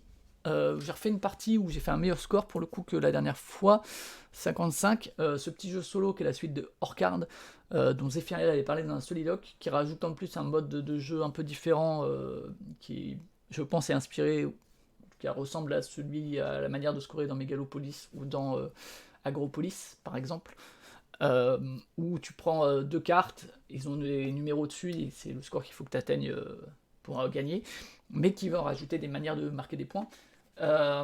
Et franchement, ouais, Ortiz, très très bien en termes de petits puzzles qui se jouent assez rapidement en solo. Il y a juste un petit truc de manipulation, c'est quand tu dois recouvrir les cartes et tu vois, tu mets les dés dessus et ça peut se casser la gueule un petit peu. Rien de bien grave, mais ça existe quand même. Mais ça reste une bonne surprise de cette année pour le coup. Et bonne édition et tout, nickel. Et est-ce qu'on a d'autres jeux? Je ne crois pas. Non, on a fini les parties de la semaine. Je vous ai dit que ça ira assez rapidement. Il y avait quand même quelques découvertes, et dans l'ensemble, des découvertes plutôt cool et intéressantes. Donc, c'est plutôt chouette. N'hésitez pas dans le chat ou dans les commentaires. Alors, Emile t'a dit que tu avais joué à Fantasy Realms notamment. Dans le chat ou dans les commentaires sur YouTube, à parler de ce que vous avez joué ces derniers temps. Juste pour terminer, les petites stats de janvier.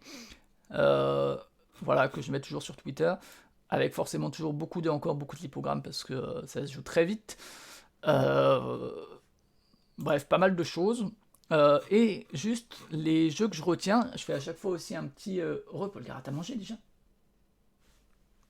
Non. Je parlais de succulente et de la partie qu'on a fait Paul Gare et que c'était mieux que la partie que j'avais fait avant. Et du coup, en vrai, il passerait sûrement de là à là. Là, je l'avais fait quand j'avais fait que ma première partie. Là, il passerait plutôt dans les... C'est sympa. Moins que Passing Through Petra, je trouve, mais sympa néanmoins. Et donc, les jeux que je retiens un peu de ce mois de janvier, positivement, les découvertes, disons que je retiens, plus que les jeux, puisque je vais vraiment plus parler des découvertes, parce qu'il y a plein de jeux que je joue et que j'aime beaucoup. Les jeux vraiment que je retiens et que je vous conseille d'essayer, que j'ai joué, que j'ai découvert ou redécouvert en janvier, il y a Alice is Missing, dont je vous ai parlé, vous pouvez écouter le jeu du mois pour en savoir plus. Ortiz, donc ce petit jeu solo. Passing Through Petra, justement, que je trouve plutôt cool. J'ai bien hâte d'y rejouer, dont j'ai parlé la semaine dernière. Le Renard des Bois, que j'ai découvert aussi en début de mois et que j'ai trouvé plutôt cool, un jeu de pli à deux. Rise, qui est vraiment, je pense, la découverte du mois, avec Tomorrow, qui est vraiment un bon jeu, un peu surédité, qui est mal conçu dans sa communication, son marketing, et le côté... comme dit, on y a joué avec le fils de Père Castor, de Maxime, qui a 8 ans, et en fait, en vrai, si tu regardes la boîte, jamais tu proposes ça à un gamin de 8 ans, et Maxime, comme dit, je pense qu'il était un peu interloqué, que je dis, tu veux jouer avec nous, quand il a vu la boîte, et en fait, c'est parce que j'y avais déjà joué, et que je savais que ce serait accessible, je pense, à son fils, ce qui était le cas. Mais donc il y a une espèce de petit problème en termes d'édition, je pense, et qui pourrait toucher un public plus large que ce qu'il va toucher finalement. Mais je l'aime beaucoup. En plus, j'ai joué toujours qu'avec les plateaux A et j'aimerais bien jouer avec les B. Succulent dont je viens de parler, donc, et clairement il est là parce qu'on a joué ensemble Paul Gare, parce qu'avec juste ma première partie, il n'aurait pas été dans les jeux que je retiens. Et Tomorrow, dont j'ai aussi reparlé. J'ai toujours des doutes sur la longévité du plaisir que j'y prendrais vu le nombre de cartes. Mais bon, à voir quoi. J'aimerais bien qu'il y ait d'autres cartes quand même, un petit peu. Mais puis voilà, dans les trucs que j'ai pas aimé, il y avait Splendor Duel et Vivarium, j'en ai parlé la semaine dernière. Voilà pour ce qui est des parties de la semaine. Je vous propose que l'on passe à la partie hors jeu, puisque comme je l'ai dit, il n'y aura pas de jeux vidéo.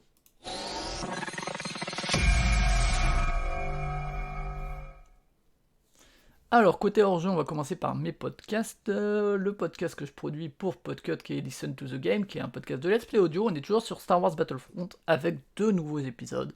Voilà. Hier, la bataille de Jakku, et là, un vol de cache d'armes où on incarnait Lando Calrissian. C'est des épisodes assez courts. Ça devrait finir en février. Voilà pour Listen to the Game. on va passer au manga, puisque je suis toujours dans une période manga, et j'ai notamment cette semaine lu un gros classique, mais on y reviendra après. J'ai lu A Silent Voice, je ne sais pas si vous connaissez ça, de Yoshitoki Oima, qui est assez court, il y a moins de 10 tomes, et le premier tome, t'es là et tu dis ouf, c'est assez violent en fait, ça parle de harcèlement scolaire, parce que c'est une petite gamine qui est sourde, celle-ci, et lui, c'est un petit con au début qui la harcèle et qui voilà, elle subit un peu ses brimades et tout. Et je vous avoue que c'est dur à lire, hein, putain. C'est pas la joie, hein, de la méchanceté entre enfants comme ça et tout. Et heureusement que j'ai jamais eu trop ça moi dans mes classes. J'ai l'impression, enfin, je sais pas si c'est le Japon qui est comme ça, mais moi dans les classes que j'ai eues où il y avait des gamins en situation de handicap, heureusement les gamins n'étaient pas comme ça entre eux. Au contraire, même si je sais que la méchanceté entre enfants peut exister. Salut Julien. Merci d'être passé. Et là, ouais, le premier tome, t'es là et tu te dis putain, qu'est-ce qu'ils sont méchants. Et petit à petit, ça évolue, donc c'est du slice of life surtout, hein, où ça parle de effectivement les relations entre les personnages, comment lui va évoluer, il va s'en vouloir, et il va essayer de se faire pardonner, il y a un peu un côté chemin de rédemption. Et comment en fait, cette expérience-là l'a marqué au point qu'en fait, il s'est complètement isolé, etc. Alors, j'avoue qu'au début, sur les tomes 2 ou quoi, c'est difficile d'avoir de l'empathie pour lui, parce que c'est vraiment un gros connard dans sa jeunesse. Hein. Mais il y a eu une adaptation en film, je l'ai pas vu du tout, mais c'est vraiment assez touchant, les relations qui naissent entre les personnages, comment est-ce que... ils finissent par se retrouver par moments, et comment les relations peuvent évoluer aussi entre différents personnages. Chaque personnage d'ailleurs est plus ou moins intéressant. Mais donc ouais, ça se passe en fait, le début est vraiment quand ils sont petits, et puis après un peu plus vieux, plus lycéen je crois si je dis pas de bêtises. Ouais, c'est plutôt cool. C'est un peu trop dans le dramatique par moment, c'est-à-dire en termes d'émotion c'est très appuyé.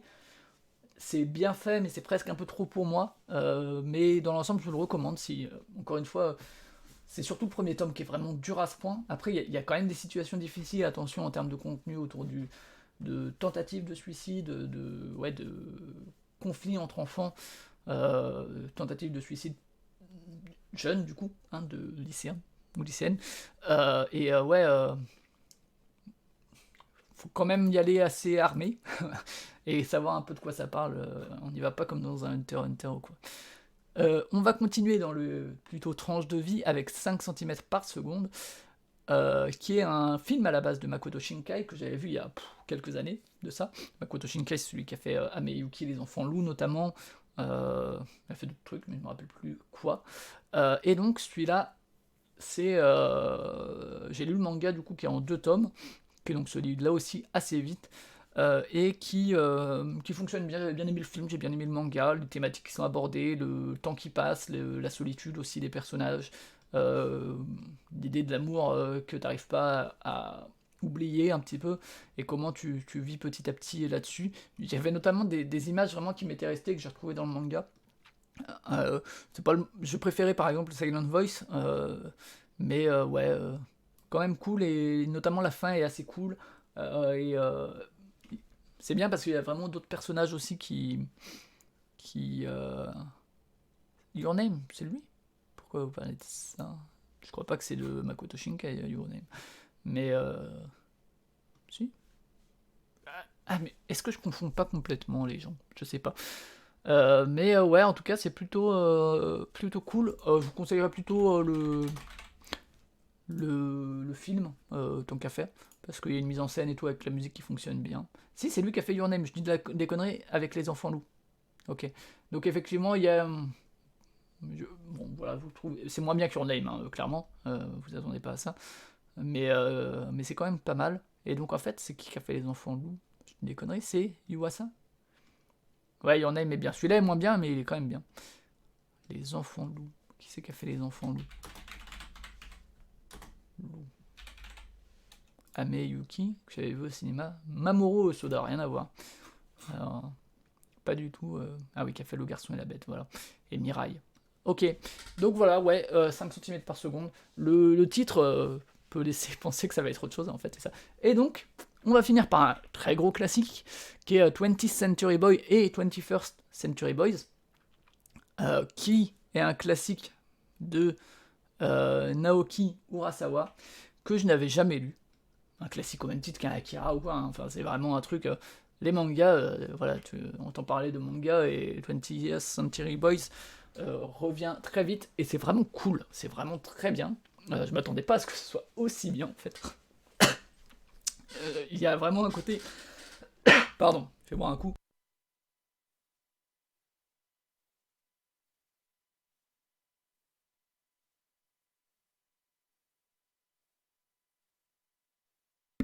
Voilà.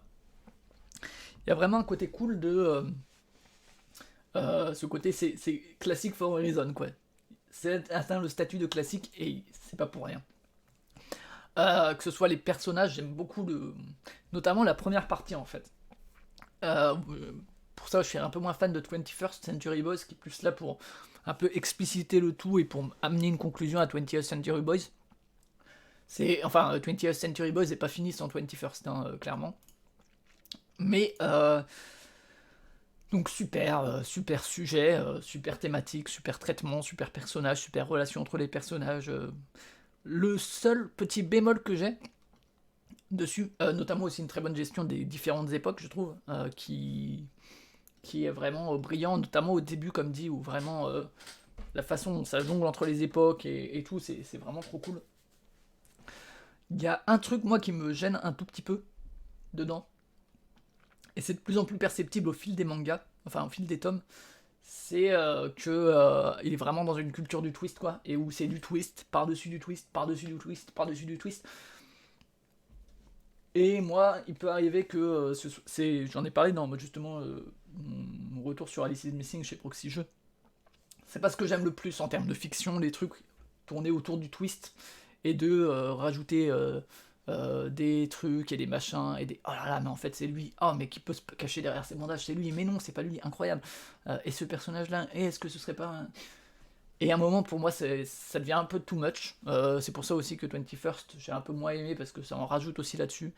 Donc même les derniers tomes et tout, il y a vraiment des super moments, et des moments incroyables, je trouvais que ça devenait un peu trop autour de tout ça, et que c'est vraiment pas ça qui m'attirait dans le bouquin. C'est pas tellement pour ça que j'ai continué à le lire et que je me suis accroché dessus.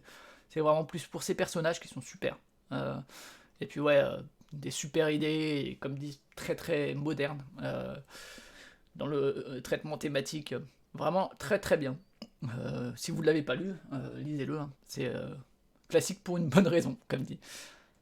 On finit avec la musique, et je vous ai parlé la semaine dernière de Popol Vuh, je sais jamais comment on dit exactement, qui est ce groupe allemand, dont, les principaux travaux, ou les travaux les plus reconnus, datent des années 70. Je vous en avais parlé parce que j'avais écouté In der Gartenspharo, là, qui était magnifique, incroyable.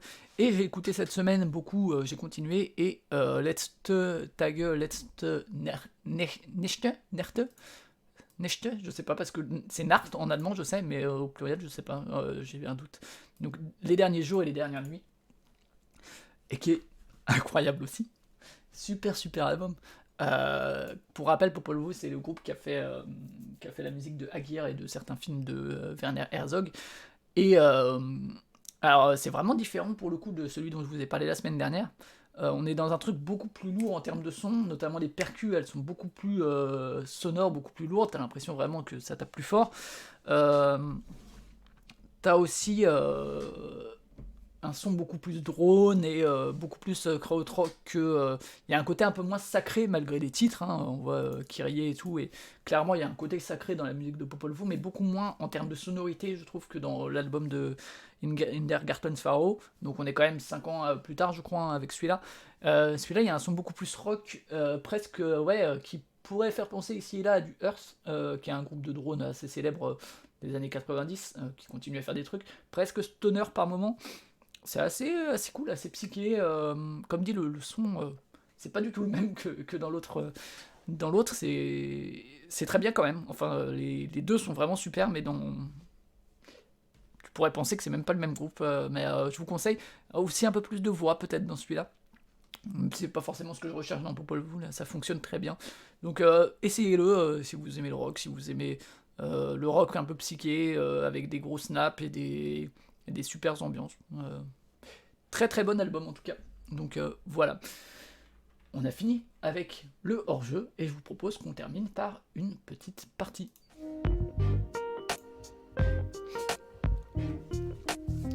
Et la petite partie, ça va être la guilde des expéditions marchandes, ce jeu dont je vous ai parlé, qui n'est pas forcément un des jeux de mon cœur, mais qui se prête bien au solo. On va y jouer sur Tabletop Simulator avec un mode qui a été fait par Jonathan Cox, qui fait notamment la chaîne John Gets Games, que moi je regarde beaucoup, et c'est un mode officiel, en tout cas qui a été approuvé par AEG, le développeur. Ils ont dit ok, il les a contactés en disant hey, vous voulez bien, et ils ont dit ok. Alors dedans, il fait des modes qui sont plutôt cool en général. Dedans, il y a toujours les règles en anglais, hein. Mais il y a aussi un compteur de points, il y a aussi un setup automatisé et tout. Donc on va jouer sur Avenia, qui est la map de base. Et donc le principe, c'est... Salut Paul Gara, à plus, bon courage pour le boulot. C'est qu'on va tirer des cartes un peu comme dans Cartographers ou dans Explorers, et qu'on va poser des cubes sur... Ici ce sera un espace de montagne, donc les cubes c'est les explorateurs. 2 espaces de désert qui sont pas forcément adjacents, 2 espaces d'herbe, 2 espaces adjacents qu'on veut, ou 3 espaces de mer qui sont dans une ligne continue. On va faire ça pendant 4 ères, et à chaque ère on va rajouter une carte niveau 1, 2, 3, 4, qui vont être des cartes un peu particulières. Et pourquoi on fait tout ça?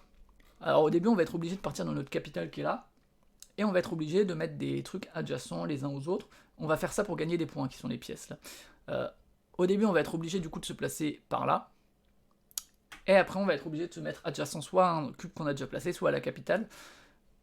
Et vous verrez que si on finit une zone, par exemple si je remplis cette case et cette case, je peux poser un petit village et gagner des points selon l'ère à laquelle je suis. Et plus tard, je pourrais repartir de ces villages plutôt que de partir de la capitale. Si par exemple j'arrive à mettre un village ici, je pourrais partir directement d'ici. Donc ça donne un peu ce sentiment d'exploration qui est assez cool, de se dire d'air en air, j'arrive à poser des avant-postes et aller de plus en plus loin. Et donc pour marquer des points, il y a en recouvrant ces trucs là, il y a des objectifs, placer 2 tours. Les tours, elles se placent ici, on peut en placer 4 sur Avenia, et ça rapporte déjà de base des points, 6, 8, 10 et 14 selon la tour qu'on a placée. Donc là si j'en place 2, je gagnerai 10 points. Découvrez un village sur une région de 5 cases ou plus, donc par exemple 1, 2, 3, 4, ça marche pas. 1, là, 1, 2, 3, 4, 5, 6, ça pourrait marcher. Si je suis le premier à le découvrir, je gagne 10 points, si je suis le deuxième, je gagne 5 points. Explore 3 ruines sur les côtés de la map. Donc ça, c'est les ruines qui donnent des trésors. Voilà, et les côtés de la map, c'est ça. Le truc, c'est que, comme je joue en solo, quand on joue à plusieurs, ben, on fait tous les deux, bon, il y a vite fait un effet de course sur les objectifs, mais c'est un peu la seule interaction qu'il y a. Comme dit, c'est pas forcément le jeu que j'ai trouvé merveilleux, mais bon. Là, la différence que ça va faire, c'est que je crois qu'en gros, quand on va tirer une carte, ça va recouvrir ça, puis ça, puis ça, puis ça, puis ça, puis ça. Et donc moi, mon but, c'est de faire le meilleur score possible, tout en faisant les objectifs. Et il y a plusieurs niveaux de difficulté qui sont, voilà. En niveau easy, il faudrait que j'arrive, dans l'idéal, à compléter les 3 objectifs, alors que ce soit le niveau 1 ou le niveau 2, qui rapporte 10 ou 5 points, en gagnant, pour le mode easy, on va faire ça, hein, 90 points, en mode normal 120 et en mode hard 150. Et donc il faut absolument réussir à faire les 3 objectifs. Et donc dans l'ordre, en gros, les pions que va mettre l'IA, entre guillemets, ça sera d'abord là, puis là, puis là, puis là. Mais là, typiquement, on se retrouve dans des situations où, franchement, aller chercher les 2 tours aussi vite, ça me paraît chaud, perso. Parce que elles sont loin, elles sont aux extrémités, donc ça me paraît compliqué. Et on va se retrouver sur une situation où effectivement, bah, peut-être que certains objectifs se prêtent pas trop au solo. Mais bon, c'est pas grave, c'est le jeu. Donc on va placer une montagne ici, et je gagne une pièce. Alors dans le vrai jeu, on a des vraies pièces de valeur 1, 5, 10, 50, je crois. Alors on est tout le temps en train de faire des échanges, c'est assez chiant en termes de manip, mais voilà. Voilà, j'ai terminé mon tour puisque j'ai placé un cube sur un truc. Tac, donc là, 2 espaces de désert, et donc là je peux commencer à mettre là, mais il n'y a pas de désert, donc je vais être obligé de me mettre là et là, ou là et là.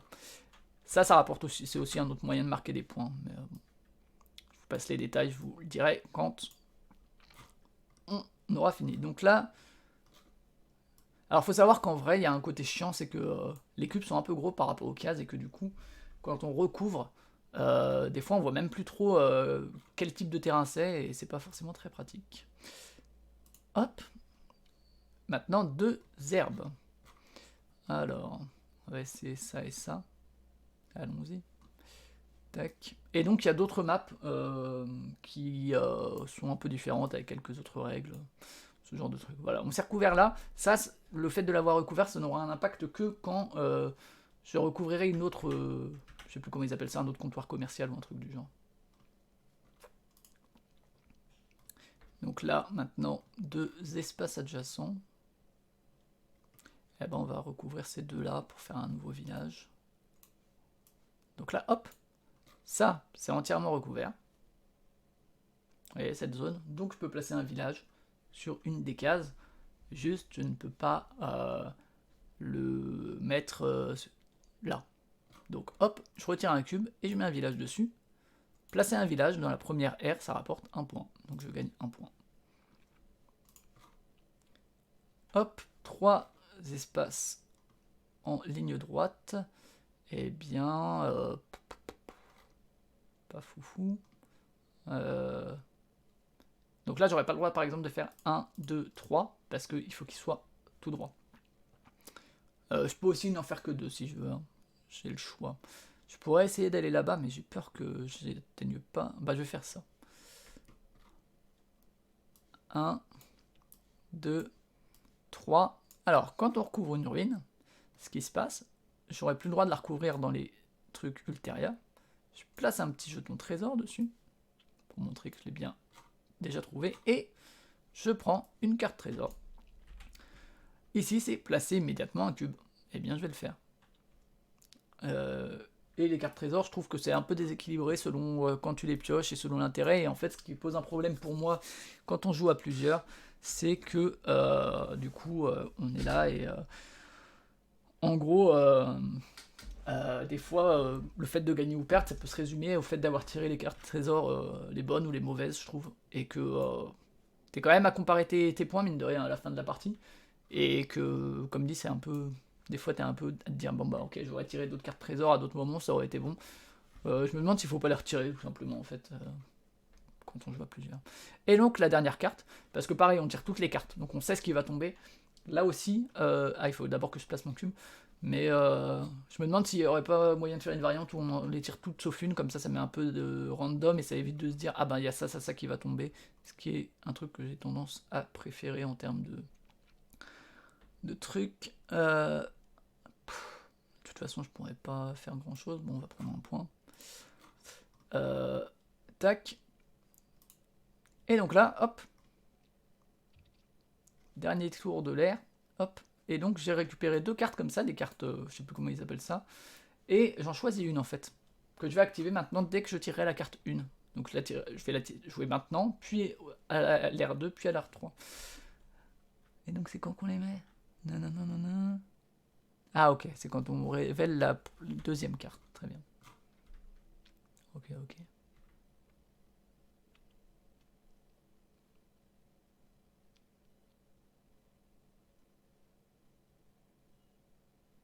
Alors, quand on révèle la carte 2, on place le 2, ouais. Quand on révèle la carte 3... Ah oui, ok. D'accord.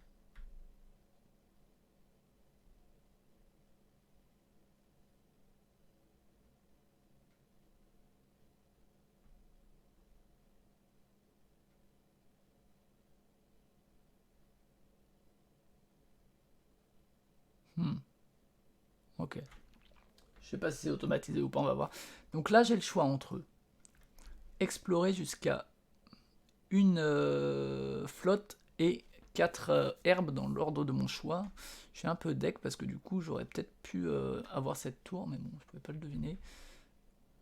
Et là, explorer jusqu'à 4 cases herbes et on multiplie par 3 les pièces qu'on récupère. J'aurais bien aimé aller là, c'est dommage. Et si j'avais posé un cube... non, je crois que ça aurait été mort. J'aurais pu si j'avais fait ça en fait, mais bon, c'est pas grave. On est d'accord que là, je pourrais pas faire grand chose en termes de... C'est forcément une flotte. Je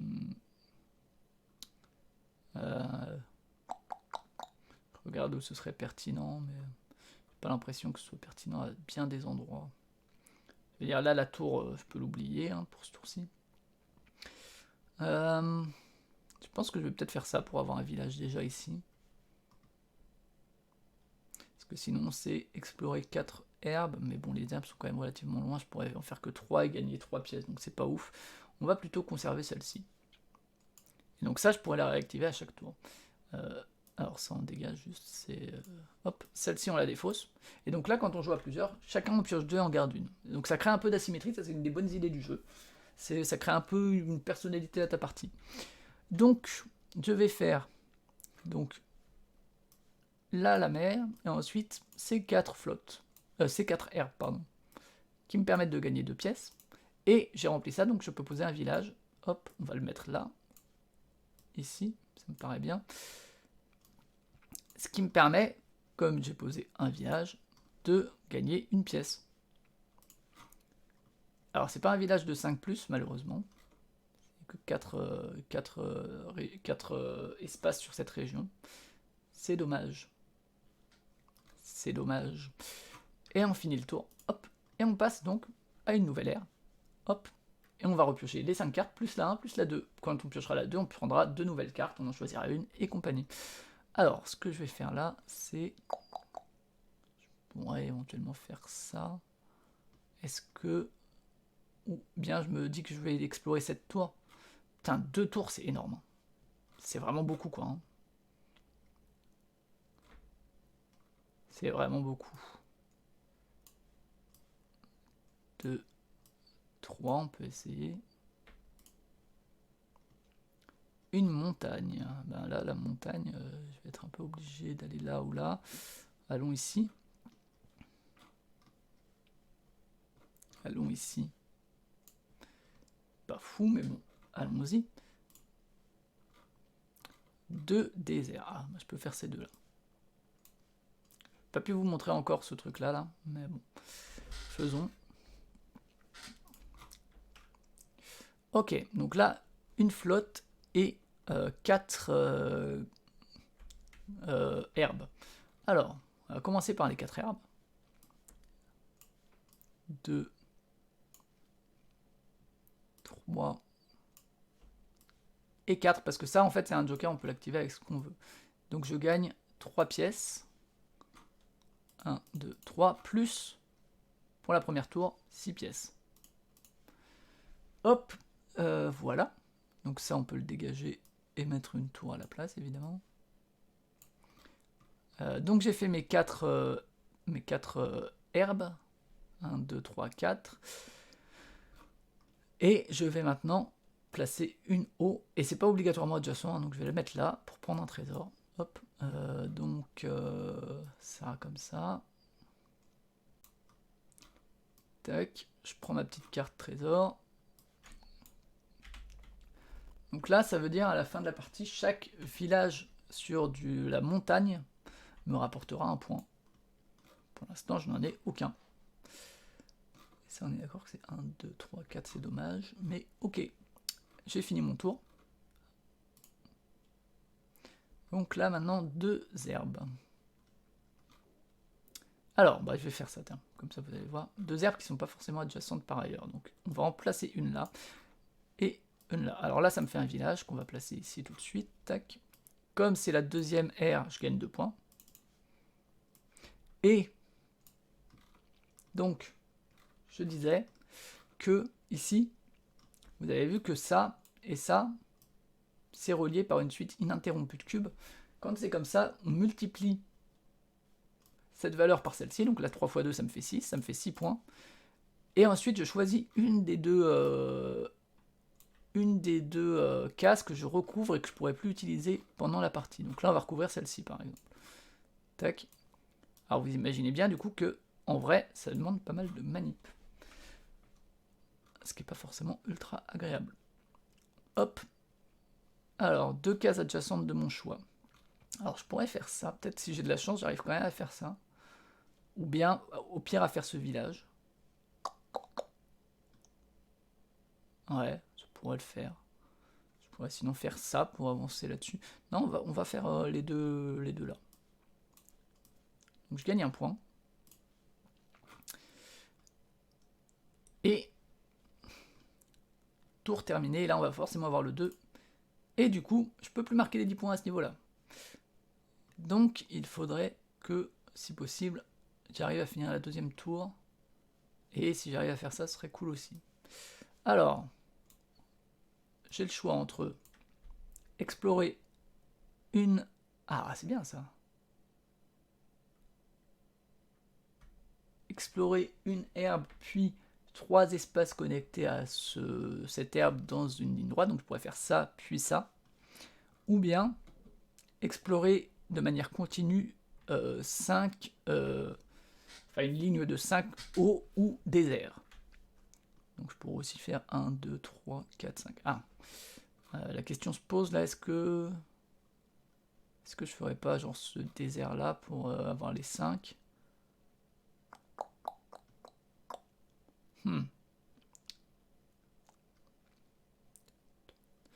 Ça se pose la question. Là il y a aussi 5.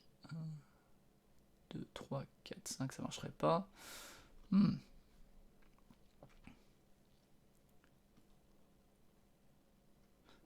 pourrais faire ce désert et faire un 3 fois... Non, je pourrais pas faire 3 fois 3 de toute façon, parce que celui-là n'est pas recouvert.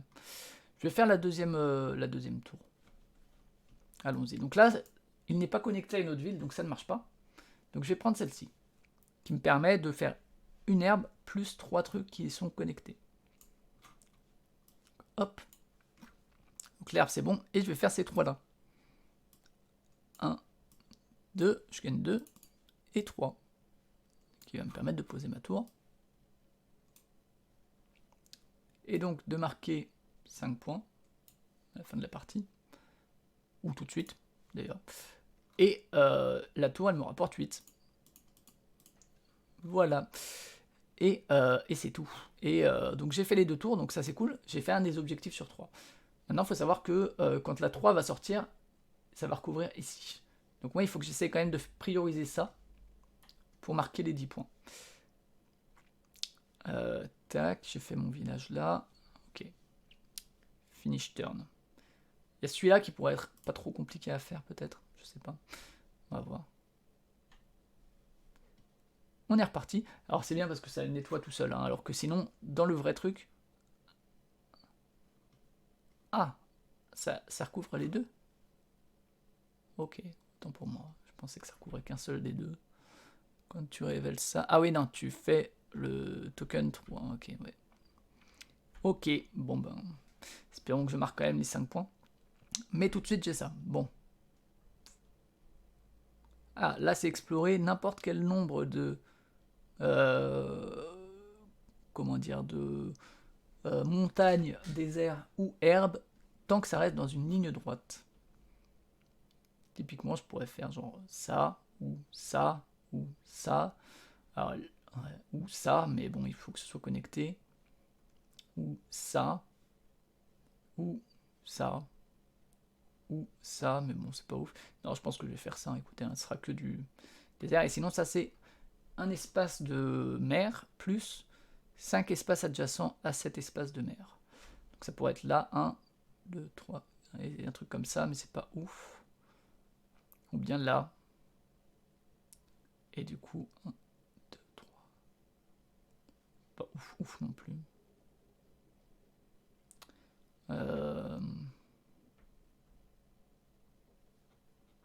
Non, on va faire ça, hein, tout simplement. On va prendre celle-ci. Tac, celle-ci on la défausse du coup.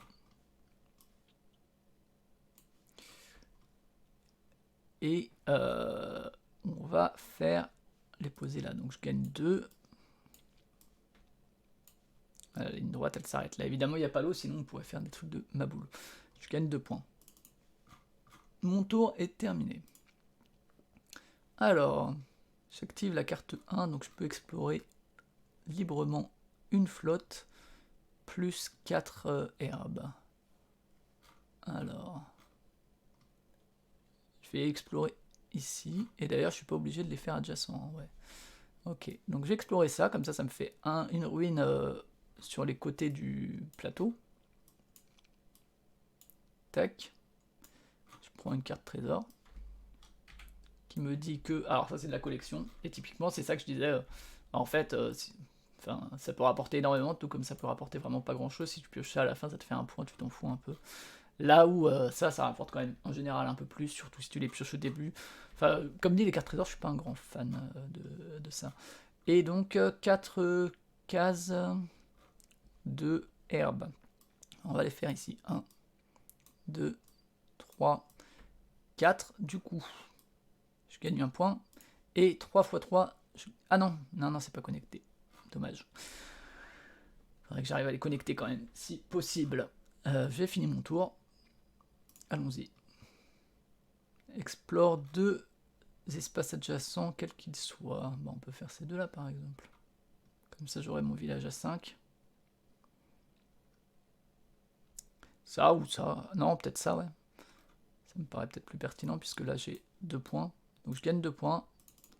Et ici, j'ai fini ce village. Donc, je peux faire un nouveau village qu'on va placer ici. On est à l'ère 3, donc c'est 3 points pour un village. 1, 2, 3. Et j'ai complété ça. Hop. Donc je regagne 5 points. Hop.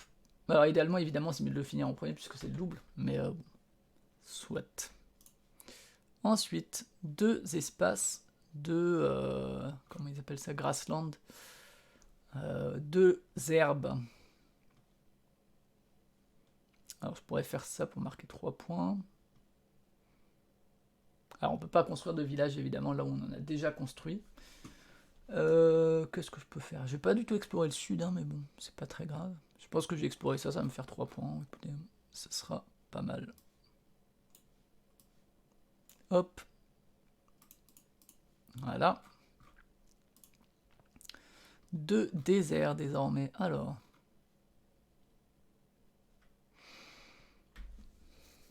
Pas foufou, hein.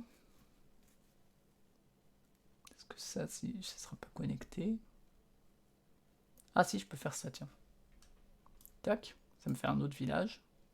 Et le deuxième, on va faire ça, ça me fera une pièce. Et donc un nouveau village, qui n'était pas encore placé là-dedans, on va le poser là par exemple. Hop, ce qui me fait donc 3 points. Je prends, hop, tour terminé. Alors j'active ça, donc c'est une herbe, puis 3 dans une ligne droite. Je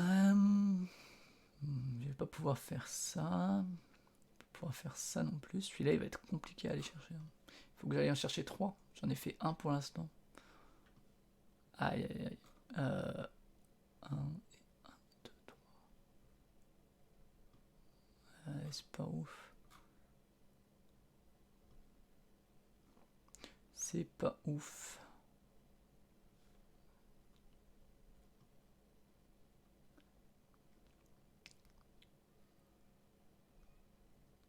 Je peux faire ça éventuellement là.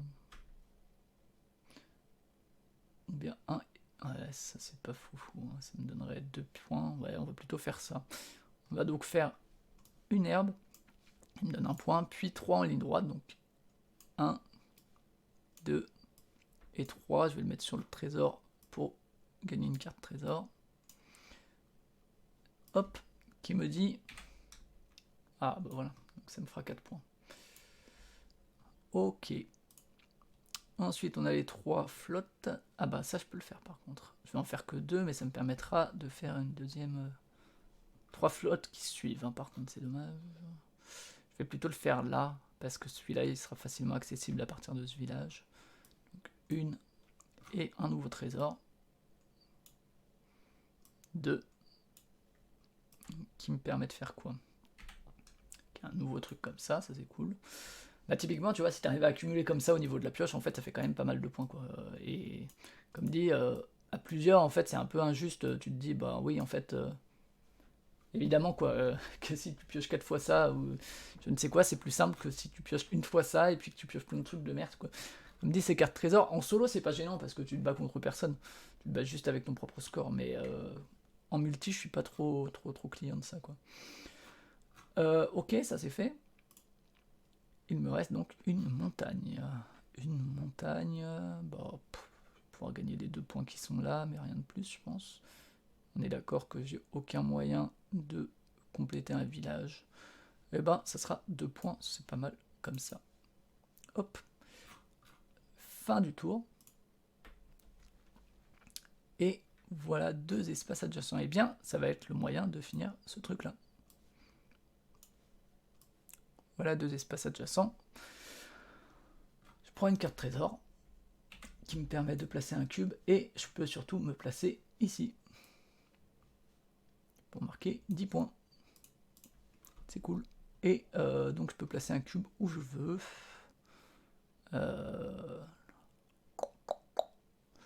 Où je vais le mettre? Je vais le mettre là, on va continuer par là. Allons-y. Hop. Ça, je peux la défausser. On a fini le tour. Donc là, c'est au choix. 1, 2 ou 3. Je peux activer une de celles-ci. C'est là que c'est un peu longuet aussi, peut-être pour pas grand-chose par moment. 1 et 1, 2, 3.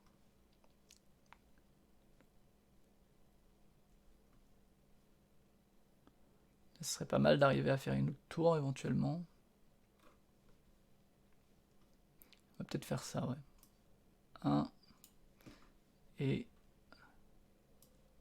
1, 2, 3. Ce qui me rapporte combien déjà? J'ai une pièce, c'est ça? Yes. Ok. Donc le troisième, donc c'est n'importe quel nom dans une ligne droite de montagne, truc et bidule connecté. Eh ben ça va être ça. Hein. On va faire ça, parce qu'il y a ça quand même. 2, 4. 1, 2, 3, 4. Et je peux donc faire un village. Bon, alors là, le village où on le met au dernier tour, on s'en fout, puisque on repartira pas. Le village qui me rapporte 4 points. Ok. Tac. Voilà, ensuite 2 déserts. 2 déserts. Moi, je préférerais avoir ça, à vrai dire. Là, je pourrais faire quoi? On va faire ça. 1 et 2, ça me rapporte 2 points. Une montagne. Ben, on va faire pareil, on va gagner 2 points, je pense, tout simplement. Pas s'emmerder plus que ça. Hop. Ouais, 2 points. 1, 2. Alors, dans l'ordre, enfin au choix, donc ça. Ok, donc ce que je vais faire, c'est 1, 2, 3, 4. 4 herbes. Et une flotte. Une flotte qui soit adjacente à quelque chose, mais je vous avoue que on peut se mettre là, hein, par exemple. Ok. Du coup, alors, j'ai une nouvelle tour pour commencer. On va mettre donc ici. C'est la troisième, elle me rapporte 10. Puis, ici, j'ai relié 3 et 3. Donc, je peux mettre 9 points. Hop. Tac, on va recouvrir par exemple ça. Et voilà. Ensuite, 3 cases flotte. Là, ça me paraît un peu loin de toute façon. Non, je pense que je vais aller chercher juste un trésor ici. 1, 2 et 3. Je vais juste mettre le petit jeton de trésor qui va bien dessus. Et gagner une carte trésor qui est placer un cube. Alors, où est-ce qu'on va le placer ce cube? Je vais le mettre là. Ce qui me permet donc de relier ça et ça. Et donc de remarquer 9 points. Ce qui m'amène déjà à 114. C'est très bien.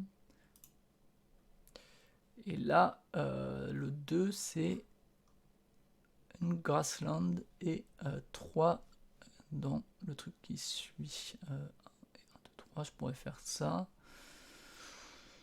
Qu'est-ce que je pourrais faire d'autre sinon? 1 et 1, 2, 3, ça sert pas à grand chose. 1 et 1, 2, 3 non plus. Ah, il y a celui-là par contre. Ouais, je peux pas. 1, ou bien 1 et 1, 2, 3, ça marche pas. 1 et 1, 2, 3, ça marche pas. 1,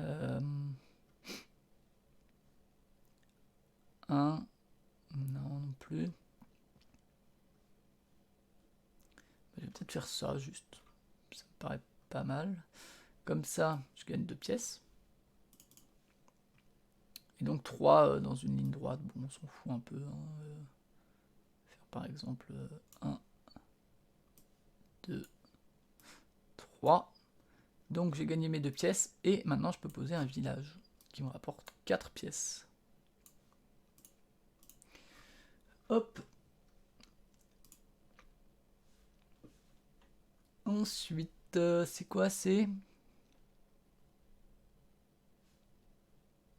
quoi qui est sorti? C'est celui-là, hein? 2 adjacents, c'est ça? Ah non, 2 herbes, ok. Eh bien, on s'en fout un peu. On va le mettre genre là, pour gagner un village de plus, je pense. Parce que de toute façon, je pourrais pas faire grand-chose de mieux. Parce que là, je pourrais pas activer un truc qui me ferait 9 points au coup aux caisses. On va en mettre un là. Et un, par exemple là. Hein. Donc ça me fait un point. Et je pose un autre village qui me rapporte 4 points. Voilà la fin de partie. Et donc là, j'ai un point par village dans la montagne. Donc j'en ai un. Je crois que j'en ai 15 si je dis pas de bêtises. Donc ça me fait un point. Et j'ai en plus 9 points. Ce qui me fait 135 points. Voilà. Et c'est la fin de la partie. Qu'est-ce qu'il dit? Voilà. Donc j'ai gagné en mode normal si on veut. Puisque j'ai fait les 3 objectifs. Et j'ai au moins 120 points. Pour avoir le hard, c'était à 150. Et voilà, et vous avez l'idée de ça. Et donc quand vous jouez à plusieurs, juste il n'y a pas ces petits jetons et c'est une course aux objectifs. Mais sinon, c'est à peu près la même chose. Voilà, donc c'était la guilde des explorations marchandes. Moi je vais marquer mon petit score quand même. Qui encore une fois, il y a des bonnes idées, mais je le trouve quand même assez classique. Et le passage au physique introduit d'autres problèmes de manipulation et tout, qui sont pas forcément idéales. Mais la bonne idée, c'est effectivement ces villages qui donnent vraiment le sentiment d'exploration qui a disparu dans le titre. Malheureusement francophone, puisque c'est la guilde des expéditions marchandes, il n'y a pas d'idée d'exploration, alors que l'anglais c'est Guild of Merchant Explorers, qui est un peu plus parlant et qui retranscrit mieux le sentiment de jeu, je trouve. Bon, il y a ça qui est une bonne idée, et puis ces cartes-là, je trouve. Le reste, c'est assez classique, assez quelconque, malheureusement. Ça, ce scoring, on s'en fout un peu. Les petits trucs, ces cartes-là, comme dit, je les trouve un peu abusées quand on joue à plusieurs. Les cartes, en plus d'être assez anecdotiques. Les méthodes de scoring des villages, des trucs, pareil, c'est un peu quelconque. J'avoue que je suis pas un grand... Alors peut-être que les autres cartes sont plus intéressantes, mais j'avoue que celui-là, je le trouve assez quelconque. Mais ça vous a permis de le découvrir. Et aussi un peu surédité, parce que c'est vraiment des feelings de roll and write et tout. Mais voilà, on va passer à la conclusion. Et voilà la conclusion, c'est le moment où on se dit au revoir, je vous remercie d'être passé en tout cas. Je vais juste quitter Tabletop Simulator, hop. Merci d'être passé, j'espère qu'au niveau des news et au niveau des parties et tout, vous avez découvert des trucs. Moi j'étais ravi d'être en votre compagnie, n'hésitez pas sur YouTube si vous avez des commentaires ou quoi à laisser, vous pouvez. Je vous laisse, je vous envoie, je vous souhaite une bonne semaine ludique, on se retrouve normalement la semaine prochaine pour parler d'autres choses. Et puis voilà, ciao. Tu comprends? Les vrais clients ont changé. Et qu'on s'en aperçoit à peine, sauf les gens, sauf bien sûr, vous êtes au courant, mais les clients ont changé, je veux dire. Les clients de la télévision, c'est qui? C'est plus les auditeurs. Les clients de la télévision, c'est les annonceurs. C'est eux les vrais clients. Les annonceurs, c'est les vrais clients, il n'y a plus de... Et alors, je disais dans l'édition, il y a un risque, c'est que les vrais clients des éditeurs, ce ne soient pas les lecteurs potentiels, ce soient les distributeurs. Quand les distributeurs seront vraiment les clients des éditeurs, qu'est-ce qui se passera? Ce qui intéresse les distributeurs, c'est la rotation rapide. La rotation rapide, ça veut dire les trucs des grands marchés, à rotation rapide, régime du best-seller, etc. C'est-à-dire que toute littérature, si j'ose dire à la Beckett, toute littérature créatrice sera écrasée par nature.